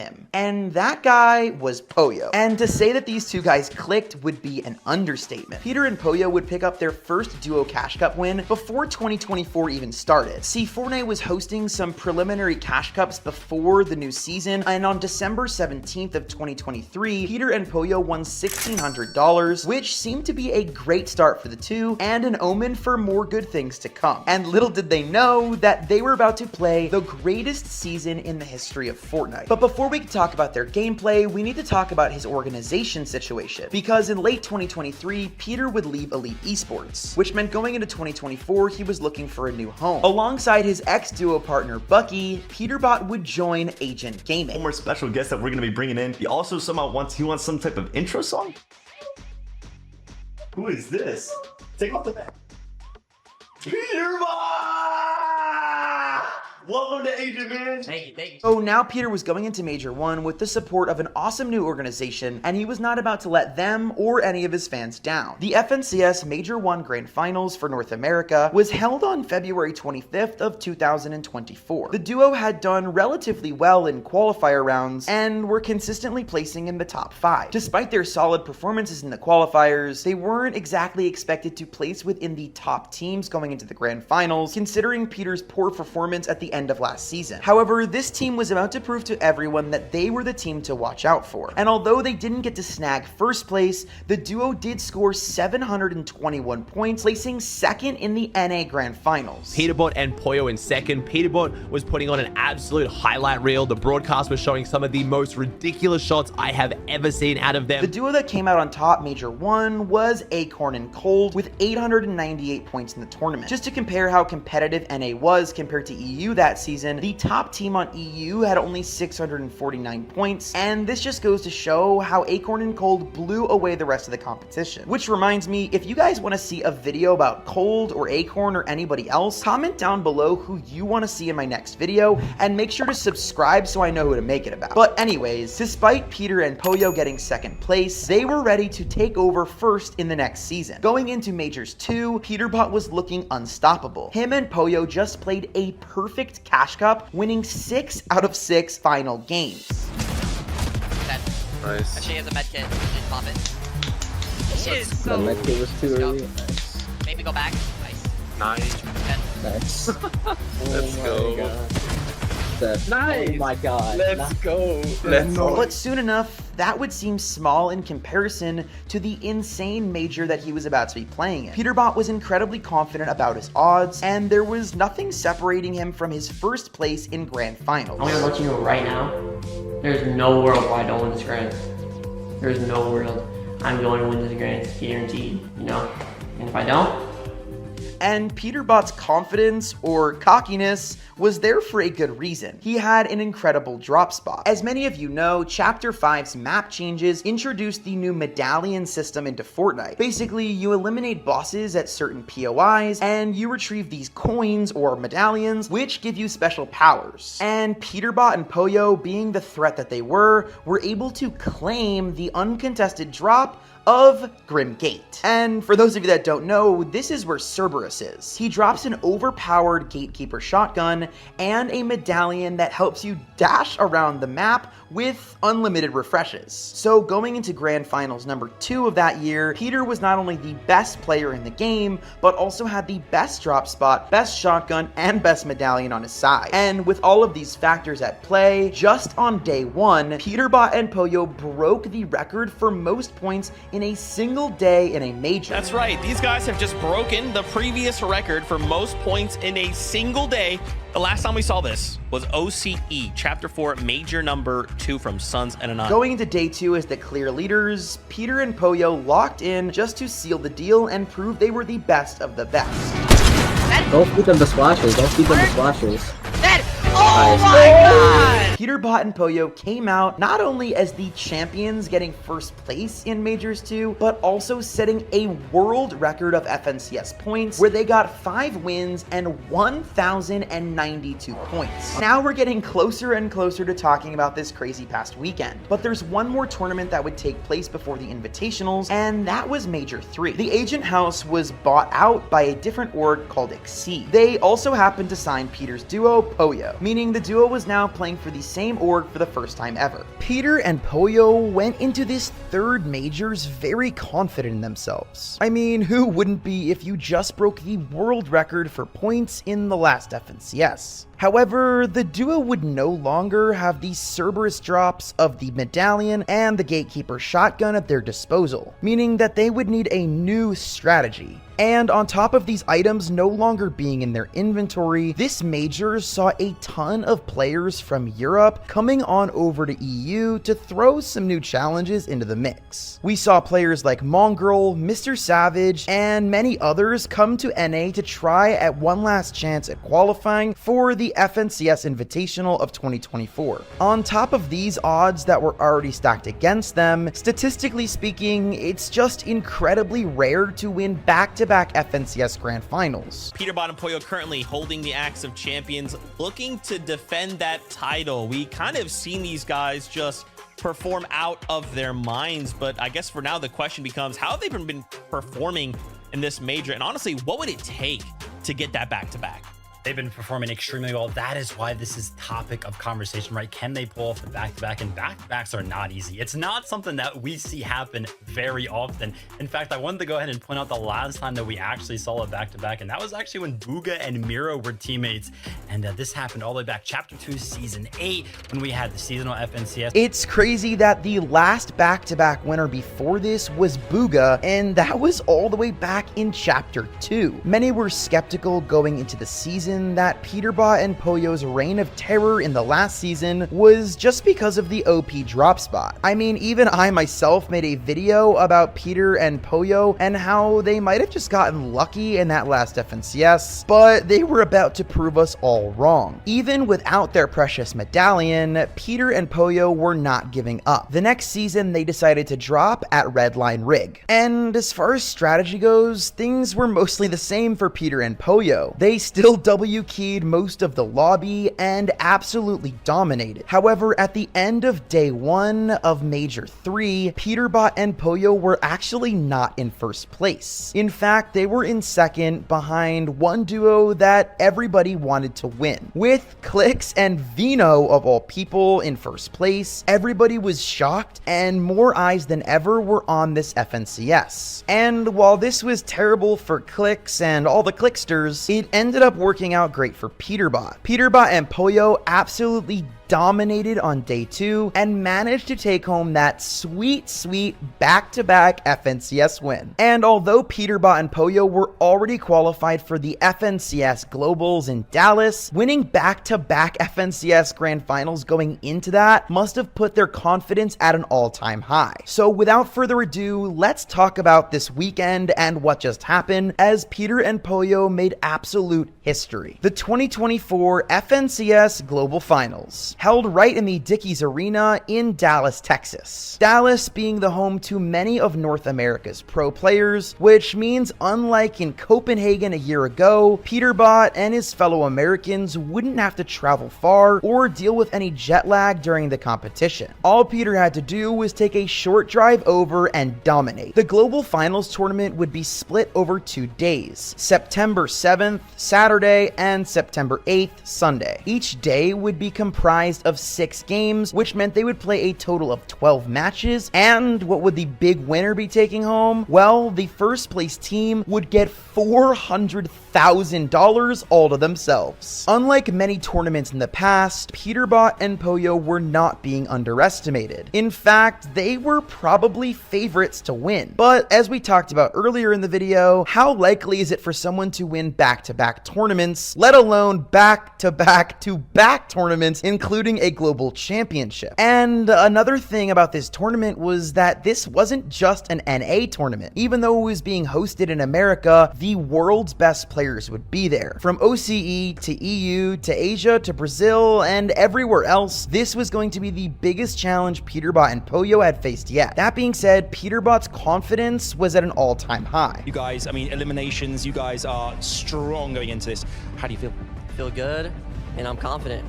And I think we're going to Going into the tournament, the duo decided that they'd be dropping at one of the new POIs for Chapter 5 Season 4, The Raft. The Raft is a huge prison-based POI containing some insane loot, as well as the NPC Emma Frost. For those of you who haven't really gotten a chance to play Fortnite during this new season, the Emma Frost NPC drops the best medallion currently available, and perhaps the most overpowered medallion we've seen. And keep in mind, this is considering the fact that Peter had the Grim Gate medallion, and I think this is even more OP. This is the Reveal medallion. This medallion scans the area around the holder of it every 50 seconds and marks where opponents are, and you can even see them through builds. This power is incredibly helpful throughout the game, but more specifically through endgame, and especially in a duos game mode where you can tell which players are left alive as a solo and don't have a duo to defend themselves. I think that Reveal medallion is going to be so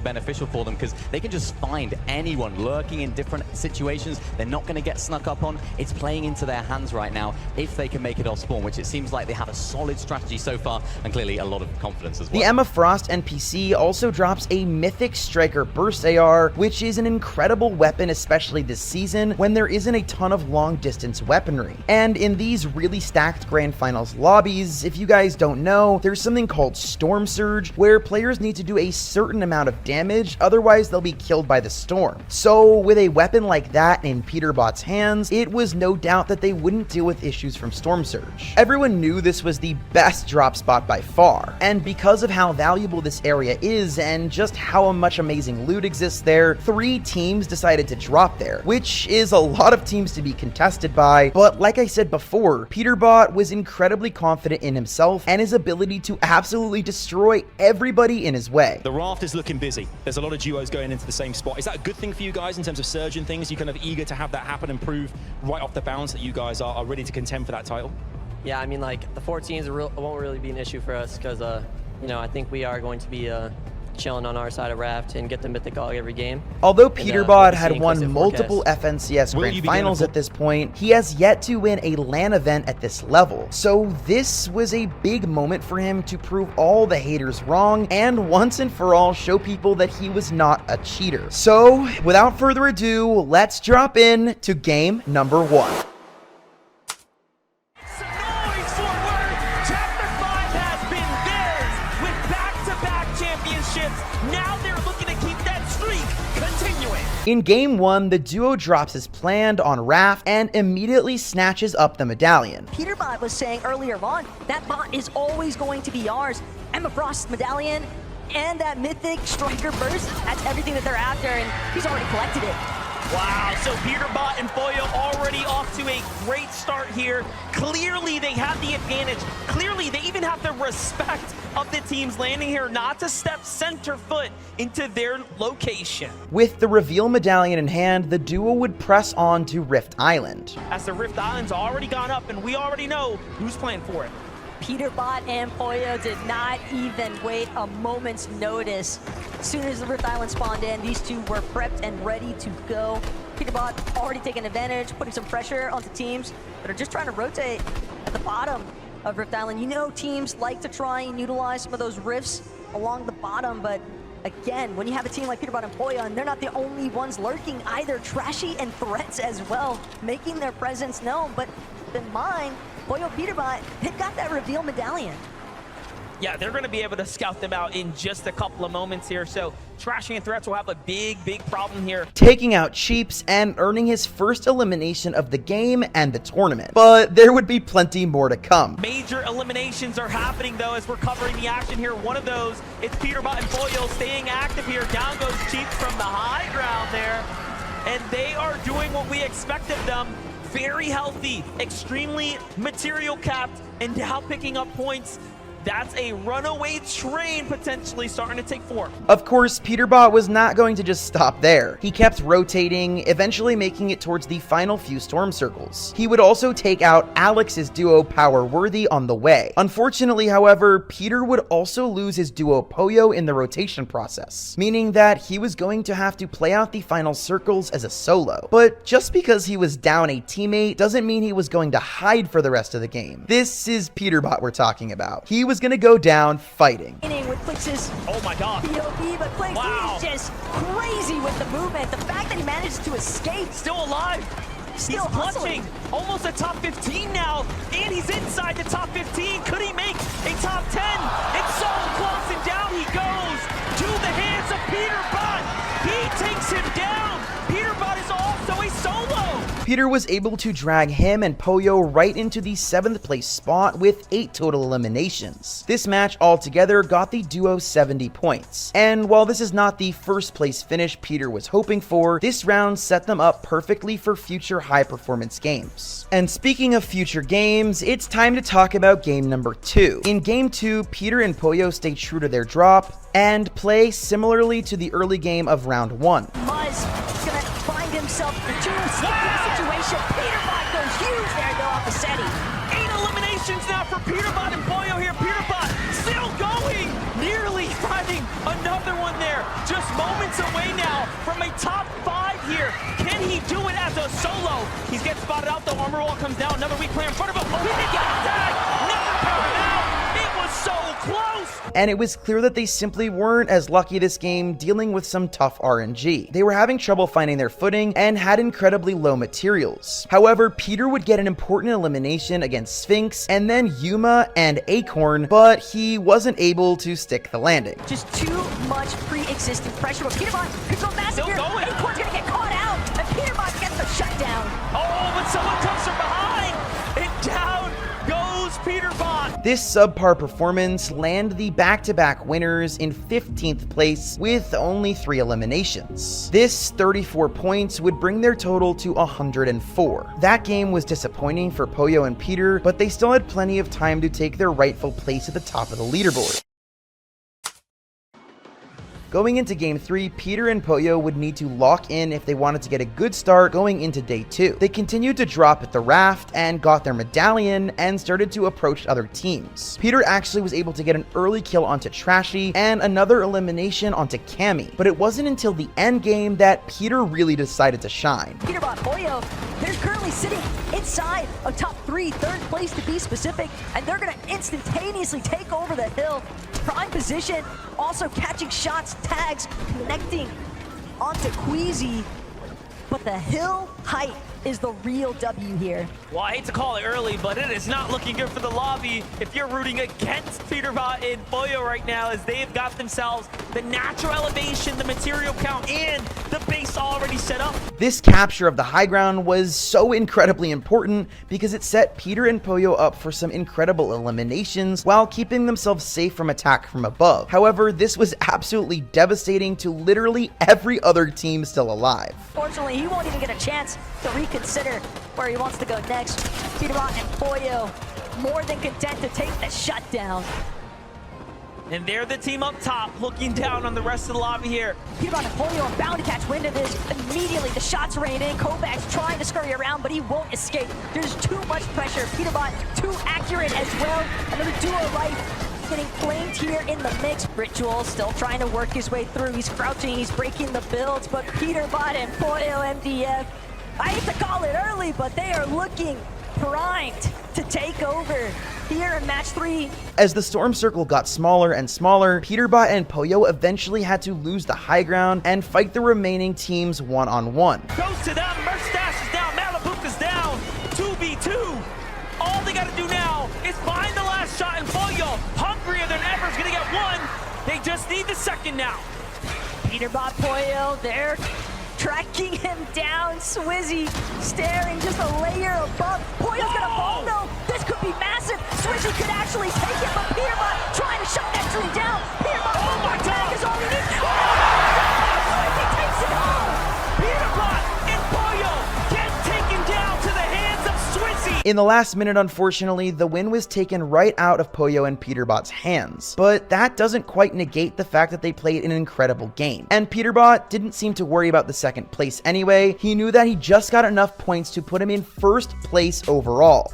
No, we got a 12 elimination second, so it really doesn't matter to me. We're in first by 40 points or something. The team got a combined 12 eliminations and got 104 points, literally doubling the point count they had in the first 2 games. This was more like the Peterbot and Pollo that we saw in the last 2 grand finals. With the new point total of 208 points and being in first place, it seemed like Peter had finally settled his nerves and was ready to dominate. And after a short break, the players would return to their stations for a game number 4, and Peter was ready to take down anybody in front of him, after getting the medallion and going on their merry way before approaching the Rift Island. On top of that, they were able to upgrade their heals and to some gold weapons by capturing the flag at the top of Rift Island, and this set the duo up for success. 4th place is out, 5th place is out. The standings now starting to gap away.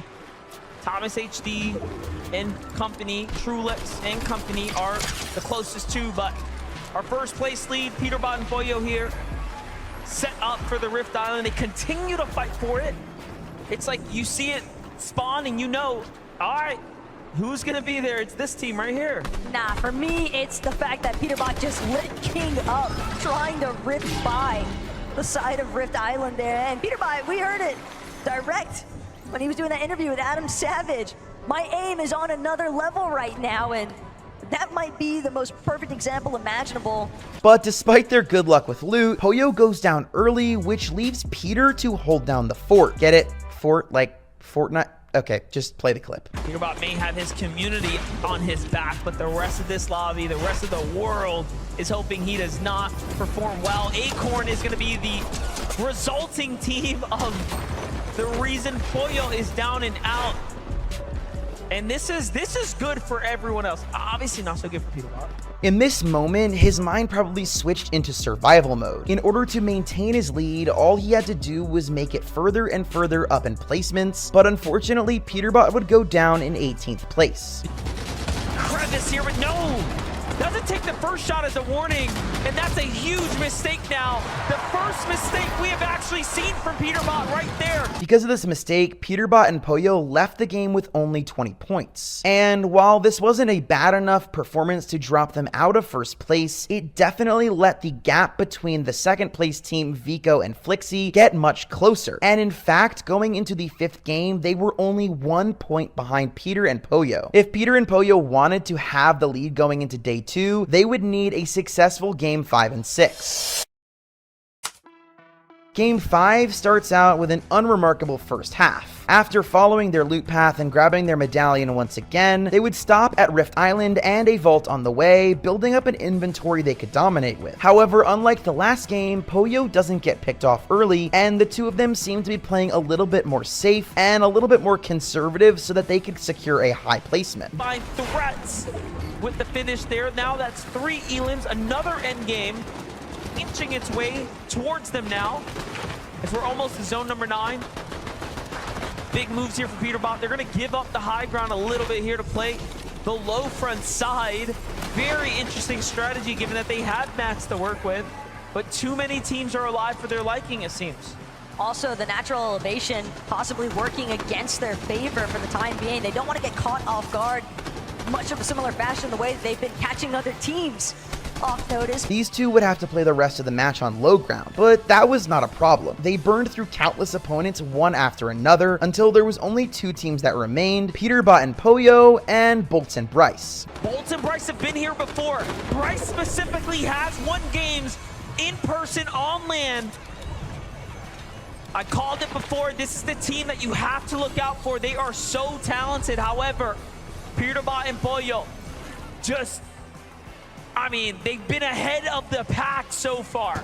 But Peterbot and Pollo, they got the most recent refreshes. Pollo's granted, everyone's building, everyone's burning through it, but Pollo strikes first. Bryce is gonna fall. Peterbot understanding it's all down to Bolts to try and clutch this one up, but it's Peterbot and Pollo after all. Bolts has been here though, he knows what to do. Don't give him a chance to heal, you have to fight back. Armored walls come out, they have a little bit more map, but Peterbot has too much to work with. Another armored wall, Bolts has an angle. Can he get it? No! Peterbot won't drop it twice. Peterbot and Pollo strike yet again on the day. Match number 5, and the victory royale belongs to them. This win was absolutely huge. 10 eliminations, first place, and 105 points. This absolutely secured their lead once again, but Peter and Pollo, if they wanted to make sure nobody else would catch up, needed a solid game 6 to end out day 1. After winning the previous match, they were in full stride. They were able to best Sato and Andalex on Rift Island like it was nothing. Peterbot continuing to claim as many eliminations as possible throughout the course of the day. These guys have been leading the charge here. Peterbot goes for another one. Oh it just doesn't seem like Andalex was prepared in the slightest. I can just hear the reaction through the headphones of what's going on here in the arena. Clearly the crowd is starting to rally with Peterbot now. Just take a look at that. And the first emote of the day as well, so confidence surging. As the game goes on, the team continues to absolutely burn through the competition, taking down everyone they faced and once again getting them into the final 2 teams. On to that Gears elimination, and now just a raw 2 versus 2 up against the likes of Agers and Rise. Peterbot and Pollo went from 2nd to 1st, and now, at minimal, a 2nd place. But Pollo is always the first to kick off the fight, and he does it in spectacular fashion. Now Peterbot steps up to the plate. Agers is hurt. One edit, it's all it's going to take here to put him down, but Armor Wall comes through to get to his teammate the full reset here. He says, hey, let's not rush it.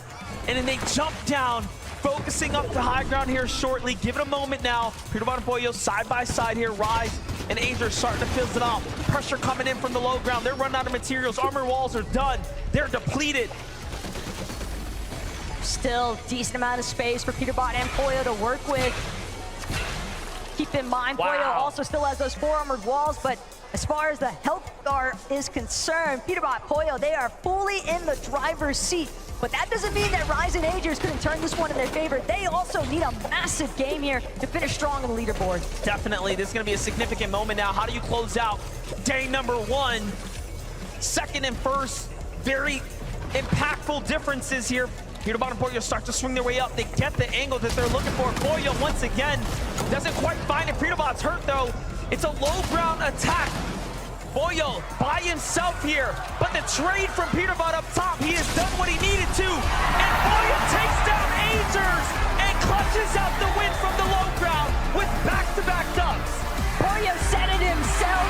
I don't need to worry when I've got Peterbot next to me, and Peterbot could say the same fashion. As long as he's got his duo Pollo, these two can always try to reestablish control. That's right, the back-to-back FNCS winners won back-to-back games to end off day 1 of the Global Championship. This got the boys another 109 points due to them getting 11 eliminations. This brought their total to 442 points on day 1. The closest team behind them in second would be Thomas HD and Queasy with just 295 points, which means they had a whopping 147 point lead. Of course, Peterbot, being as confident as he is, thinks he has the entire championship in the bag. And Peterbot, you are steps away. Tomorrow, someone's going to lift that trophy. How do you think it's going to be, you guys? How close do you think you're going to come to it? That'll be us. It won't be close. I mean, we're ahead by a lot, and tomorrow we're going to come out winning.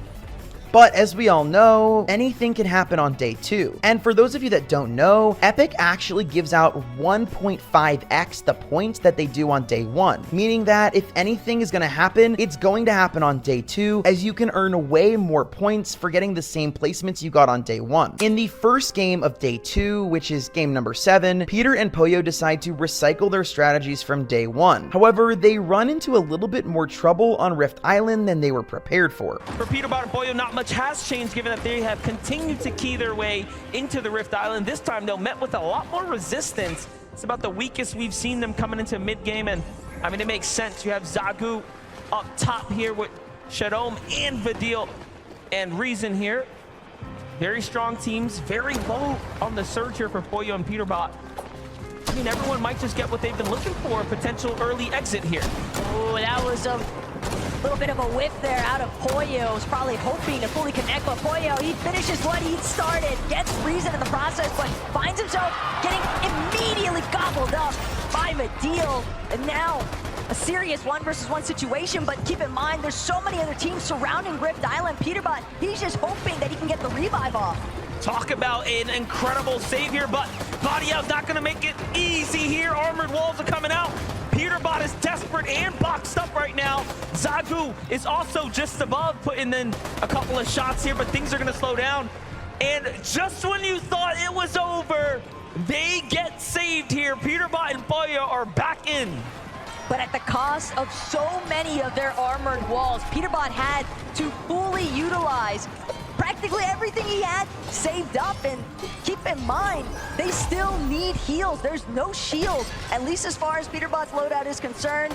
Possibly Pollo is carrying a couple of small shield potions, but I'd have to guess not, considering that neither of them is bothered to recover. They're just trying to tango once more with Vidil, but he will not budge. He's doing an excellent job here waiting for them. He knows it's still a 2v1, and Peterbot and Pollo are absolutely deadly here. And let's not forget, they have the medallion, right? So they still have very much full awareness of who's around them, but the tags, they need more damage. They've run out of heals here. This is about the best case scenario for every other duo in the lobby if you want to win the globals, which we know very surely they do. Pollo, though, not giving up just yet. Still knows that there's a job to be done here. At this stage, though, another issue for Peterbot and Pollo is one of their only options remaining to exit Rift Island might just be take the Ascender down. But again, if they go for that launch pad, they might encounter even more resistance from the other teams that are a little bit more established, a little bit more healthy as well. But Pollo, Peterbot, they try to mark it off in the first place. They will break through the builds and manage to escape. Hopefully they don't get targeted while they're flying by. A lot of teams here in the vicinity now. Peterbot going for the dive down. Pollo trying to scout where's the best spot. They're below the surge. They're going to have to land and take a fight. It's all or nothing now. Peterbot tries to go for Dukes and Sphinx. And they go for it, but Peterbot gets knocked. It's all up to Pollo now. Everything lies on him to keep the train going here. He's going to find a lot of tags here, just enough to keep his team in the win now. They try to box up Peterbot. They want to finish his duo. He's not trying to give it away for free. He's actually fighting with all of his heart here, and they're running for him, trying to steal his duo away. And he's going for it, but no! So close! Almost takes down Dukes as well in an incredible exchange, and first place is out. The runway is open. That was rough. They simply could not catch a break, and I'm honestly not sure how they could have gotten out of that situation alive, but they did a great job at least lasting as long as they could. This was the worst case scenario for Peter and Pollo. The team only got 1 elimination, earning them 6 points, and this allowed Thomas and Queasy to almost completely catch up from the day before, closing the gap between first and second to only 23 points. And unfortunately, Peterbot and Pollo, the next game would somehow do even worse. In game number 8, during the third storm, the duo decided to take on a fight that they seemed like would be an easy win for them, and it just wasn't. Pollo and Peterbot even working their way through the storm. Got eyes on Yapko and Swizzy. They clearly want the fight, but way off in the distance. Teams a little bit closer to that edge of zone, putting even more pressure still onto Peterbot and Pollo. They are not getting the same clean rotations that they had all day yesterday.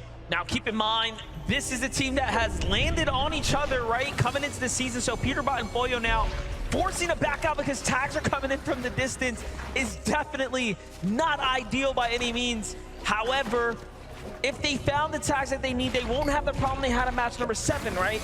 They were so far below the surge. This lobby's starting to cut down pretty quick, so we are just gonna have to see what happens when the zone closes here. Problem though, Peterbot, he's the only one with the medkit. Pollo, he's got to hope that he can find some bandages, a medkit, any form of white heals along the way.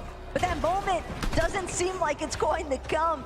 A lone couple of bananas, and Peterbot knows he's just gonna have to let his duo fall. He'll make the play for the revive after he expends this medkit, but they've still got so much ground to cover, and a team already choosing to close in. Sky, Scroll, they have the immediate collapse. Peterbot, can he get Pollo up? They've been watching, they saw what happened, and then they saw the name that went down. Peterbot fully armors himself up. Every wall is covered here. They will have to literally break him out and then fight, and he is ready. Rifle in hand, shotgun in the backup kit, ready to go. He tries to go for the wall place first. Very smart done. However, starting to run out of material. Peterbot is one of the best in the world, and for good reason. You just cannot stop him if he does not want it to be done. Look at how well he's putting up a fight in a 2v1 situation right now. The fact that he's even delayed Sky and Scroll for this long is phenomenal, as is Peterbot continuing to split them apart. He will not let them challenge him 1 versus 1. Anything else is not going to go their way, but Peterbot, he's still managing to scramble. He's on the escape. He's got the reveal marks as well. He knows exactly how he needs to move. But again, Sky, Scroll, they realize we got to reconvene. We got to re-aggress. Peterbot from below. He's on his last little ticks of HP. And I don't think he's going to make it out. Finds a bandage, has to hit it, but unfortunately will fall now. And that is back-to-back games of trouble on the horizon now for Peterbot and Pollo. Back-to-back devastating losses for Peterbot and Pollo. And remember when I said earlier that anything could happen on day 2? Well, this was anything, and it was most certainly happening. The circles weren't working in their favor as they were the day before, not to mention that the medallion was making them an easy target coming in from zone. On top of that, people knew Peter and Pollo were in first, making it much more likely that people would try and fight them. But I do think that these back-to-back back-to-back losses could also be attributed to the overconfidence the team had. Instead of just making their way to circle and backing off of fights, Peter decided to be a little bit too confident and take down everybody in the lobby that he could, and instead he ended up taking himself down. This game left them with 0 additional points behind Queasy and Thomas HD. Heading into the 9th of 12 games, the duo had just 4 games left to make their presence known and get the victory royale. So here we are in game number 9, and this one was off to a better start. Peterbot and Pollo, though, this is the furthest we've seen them make it all day today, so they're clearly trying to ramp up for a big performance here in the 9th lobby. And the duo even managed to once again take down Clicks. Clicks continue to try and charge through, hoping that he can catch another player off guard, but he sees gone. He knows that there's a notch body, but he won't be able to power through and push into these boxes with the armored walls going up, instead of trying to remain concealed. But Pollo, Peterbot, they're gonna find him. Of course, it's Pollo and Peterbot waiting to catch them in the web. Peterbot and Pollo continue to mow down the final teams, and it looks like the duo that we know and love from day 1 has finally come to play on day number 2. But tragedy would strike when Pollo is downed during the top 10. Of Peterbot, who is on the low ground with a down teammate. Peterbot, so much more to work with, however, it's still so close for everyone else. Another med kit is going to start coming out for Queasy. He's just doing everything he can to survive. Peterbot, though, going to pick up Teeny in the process. Queasy finds another into Rapid. Not going to get a chance, though, to collect the body loot. Instead, he's scrambling, trying to remain out of sight here. Tulix and Chicho right behind him, but Peterbot grabs him in the end. That's exactly what he needed as well. Peterbot trying to take back these points here. Finishing off Trulex now inside of a top 5 situation up on height. It's Dukes though with Peterbot looking to fight back. Do not count him out. It is all solos remaining here. Chicho goes down. The next one is down too. Batman Booga sent back to the lobby. 3 players now here. Peterbot looking at 1v1v1 and another one. Down goes Bars. Can he find the final fight here? Dukes is excellent in these type of scenarios, but Peterbot is just a little better. Up top, the high ground hit is good, and he needs to close the ground, and he does it again. Peterbot, there is a reason why everyone is regarding him as the best in the world, and with a performance like that, he might just be. Put him in the box, wrap him up, and send them back to the lobby is the motto here. That was maybe one of the craziest final moments I have ever seen in an FNCS. But for a guy like Peterbot, apparently it's just a walk in the park. Walk us through the last part of the game there. We just saw you sweep up. You are like unstoppable. Yeah, I don't know. I just eliminated everyone. I mean, everyone was a solo player on me. Gold Gatekeeper with Drum Mag. I was just eliminating everyone. It was pretty easy. This win earned them a crazy total of 160 points due to their 10 eliminations, making their cumulative point total 608, and once again placing themselves in the coveted first spot overall. Following the 9th match, which was halfway through day 2, they gave the players an intermission. This was a time for the duos to talk to their coaches and make a battle plan for the rest of the competition. Everyone witnessing Peterbot's pop-off to conclude match number 9. Then you go with your duo, you sit and you wait, think, talk, but what do you do realistically when you are dealing with the Thanos of the lobby? With only 3 games left, everyone was trying to come up with the best plan to climb up the ranks and possibly take down the infamous Peterbot and Pollo. And although the duo was in first place, the lead was not as solid as the one that they brought into day 2. And this seemed like everybody's chance to catch up. But would Peterbot and Pollo let them do it?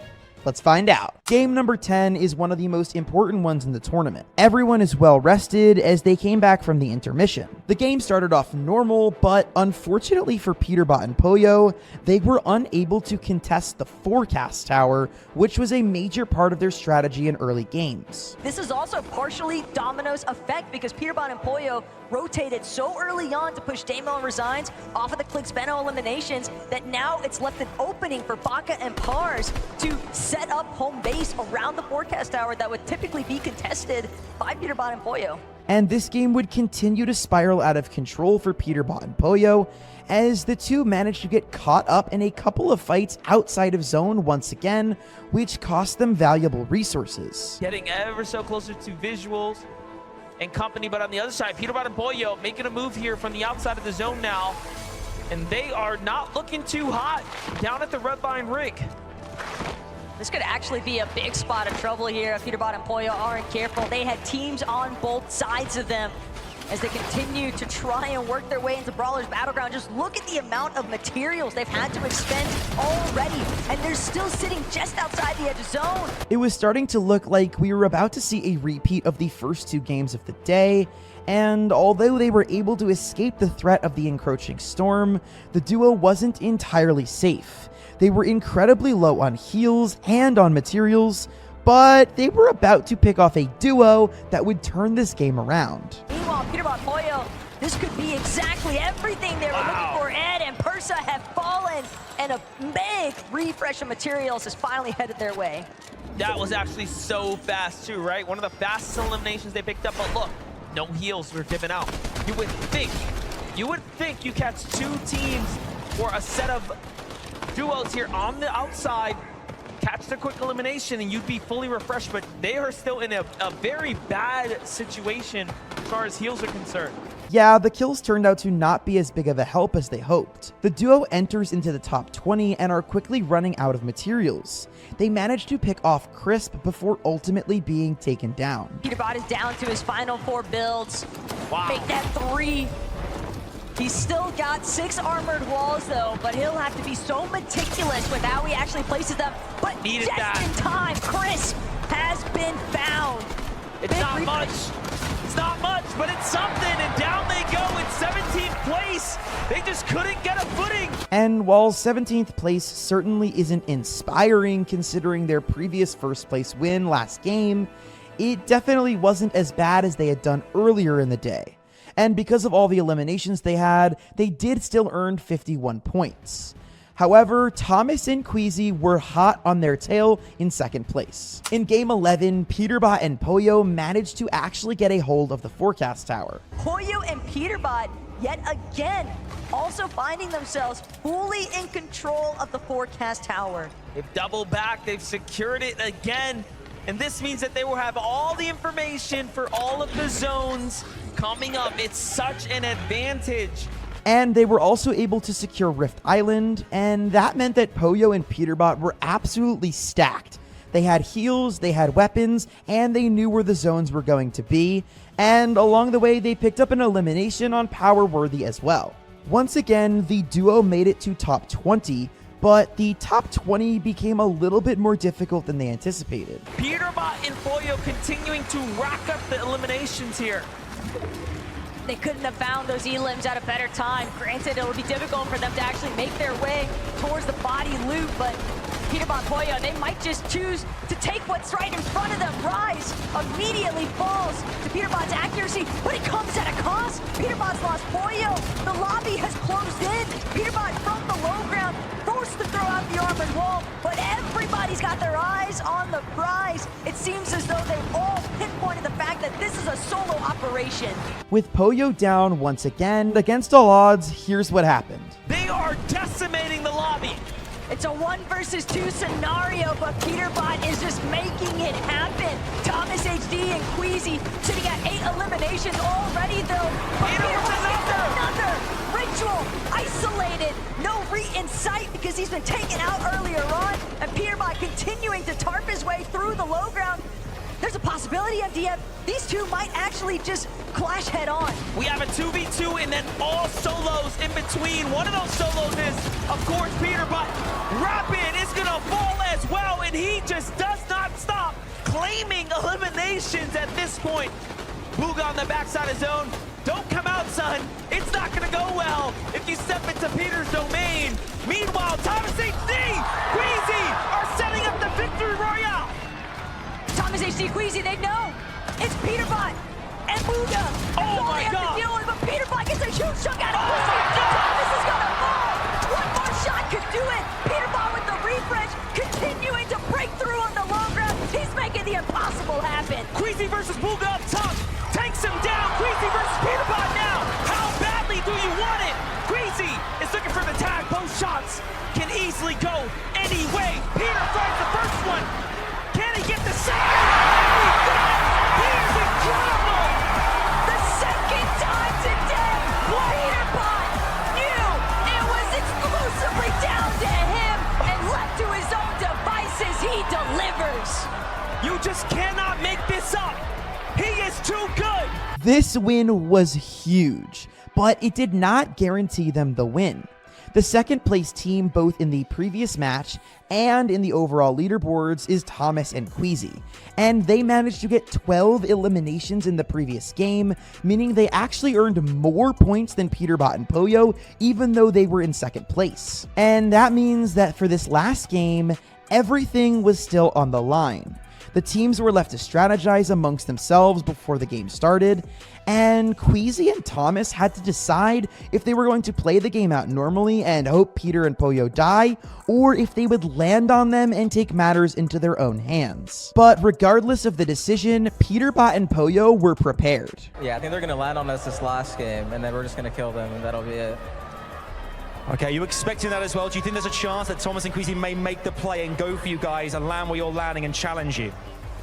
I think so. Okay. Maybe. Game 12, the final game of the day, of the tournament, and of the 2024 FNCS season. Everyone needed to make this count, especially Peterbot and Poyo. Now I know everyone at home watching right now, sitting on the edge of their seats. What is gonna happen? Who is gonna take it all home and lift the trophy at the end, the bragging rights of being the best duo globally across all of the Fortnite regions? Unlike the last few games where nobody tries to fight off spawn at the raft, Peterbot and Poyo were out for blood. They wanted to end this game quickly. They jumped right into action, dropping Trashy and threats right off of spawn. Backs have had a phenomenal run, but it's cut short. Poyo Peterbot doing the same currently to Trashy and threats. And now, there's no friends in sight. Everyone at the raft must go. Peterbot and Poyo need more points, and they want to start opening up the gap here. But despite taking fights at the beginning of the game, the duo seemed stronger because of it. They not only got the forecast tower, but also secured Rift Island, and everything seemed to be going to plan. The second place team, Thomas and Queasy, were not having as great of luck. They changed their rotations mid-game in an attempt to meet up with Peterbot and Poyo mid-game and eliminate them early on so they could get the tournament win. But unfortunately, the duo got caught up in the middle of a swamp outside of Green Gate. And he is missing every opportunity to rotate. Thomas HD, Queasy have to go for a fight here. But no! They get caught and taken down! And just like that, the tournament run for Thomas HD and Queasy come to a close. Poyo and Peterbot effectively survived long enough to be your global champions. And with those two down, there was virtually nobody who could catch Peterbot and Poyo. But the game wasn't over, and there were still 27 other teams up, and Peter and Poyo were planning on beating them all. Poyo and Peterbot, they're not even taking a moment to celebrate. It is all business as usual for these two. They want to leave it out with a bang. They're trying to find this last victory royale. And man, oh man, did they beat them all. Poyo and Peterbot have had so much time now to recuperate what they lost as far as health is concerned. Peterbot's already got one knock on to True Legs. It's just Chicho standing between them at this point. And Peterbot finds his third victory royale on the day.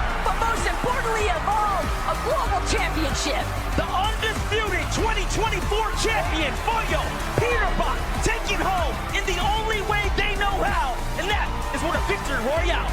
Congratulations. And not only did they win that game, but Peterbot and Pollo were our 2024 global champions. Would you please give it everything you've got for the FNCS Global Champions 2024 Peterbot and Pollo!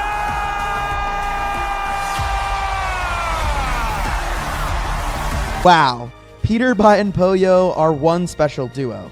And to be honest with you guys, I think Peterbot may be the greatest Fortnite player we've ever seen. I know that sounds crazy considering how young he still is, but considering the performance that we've seen these last few months, I think we have to give it to him.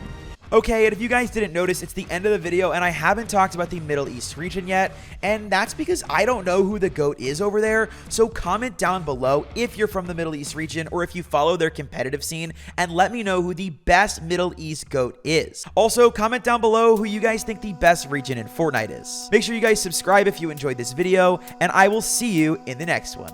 Peace!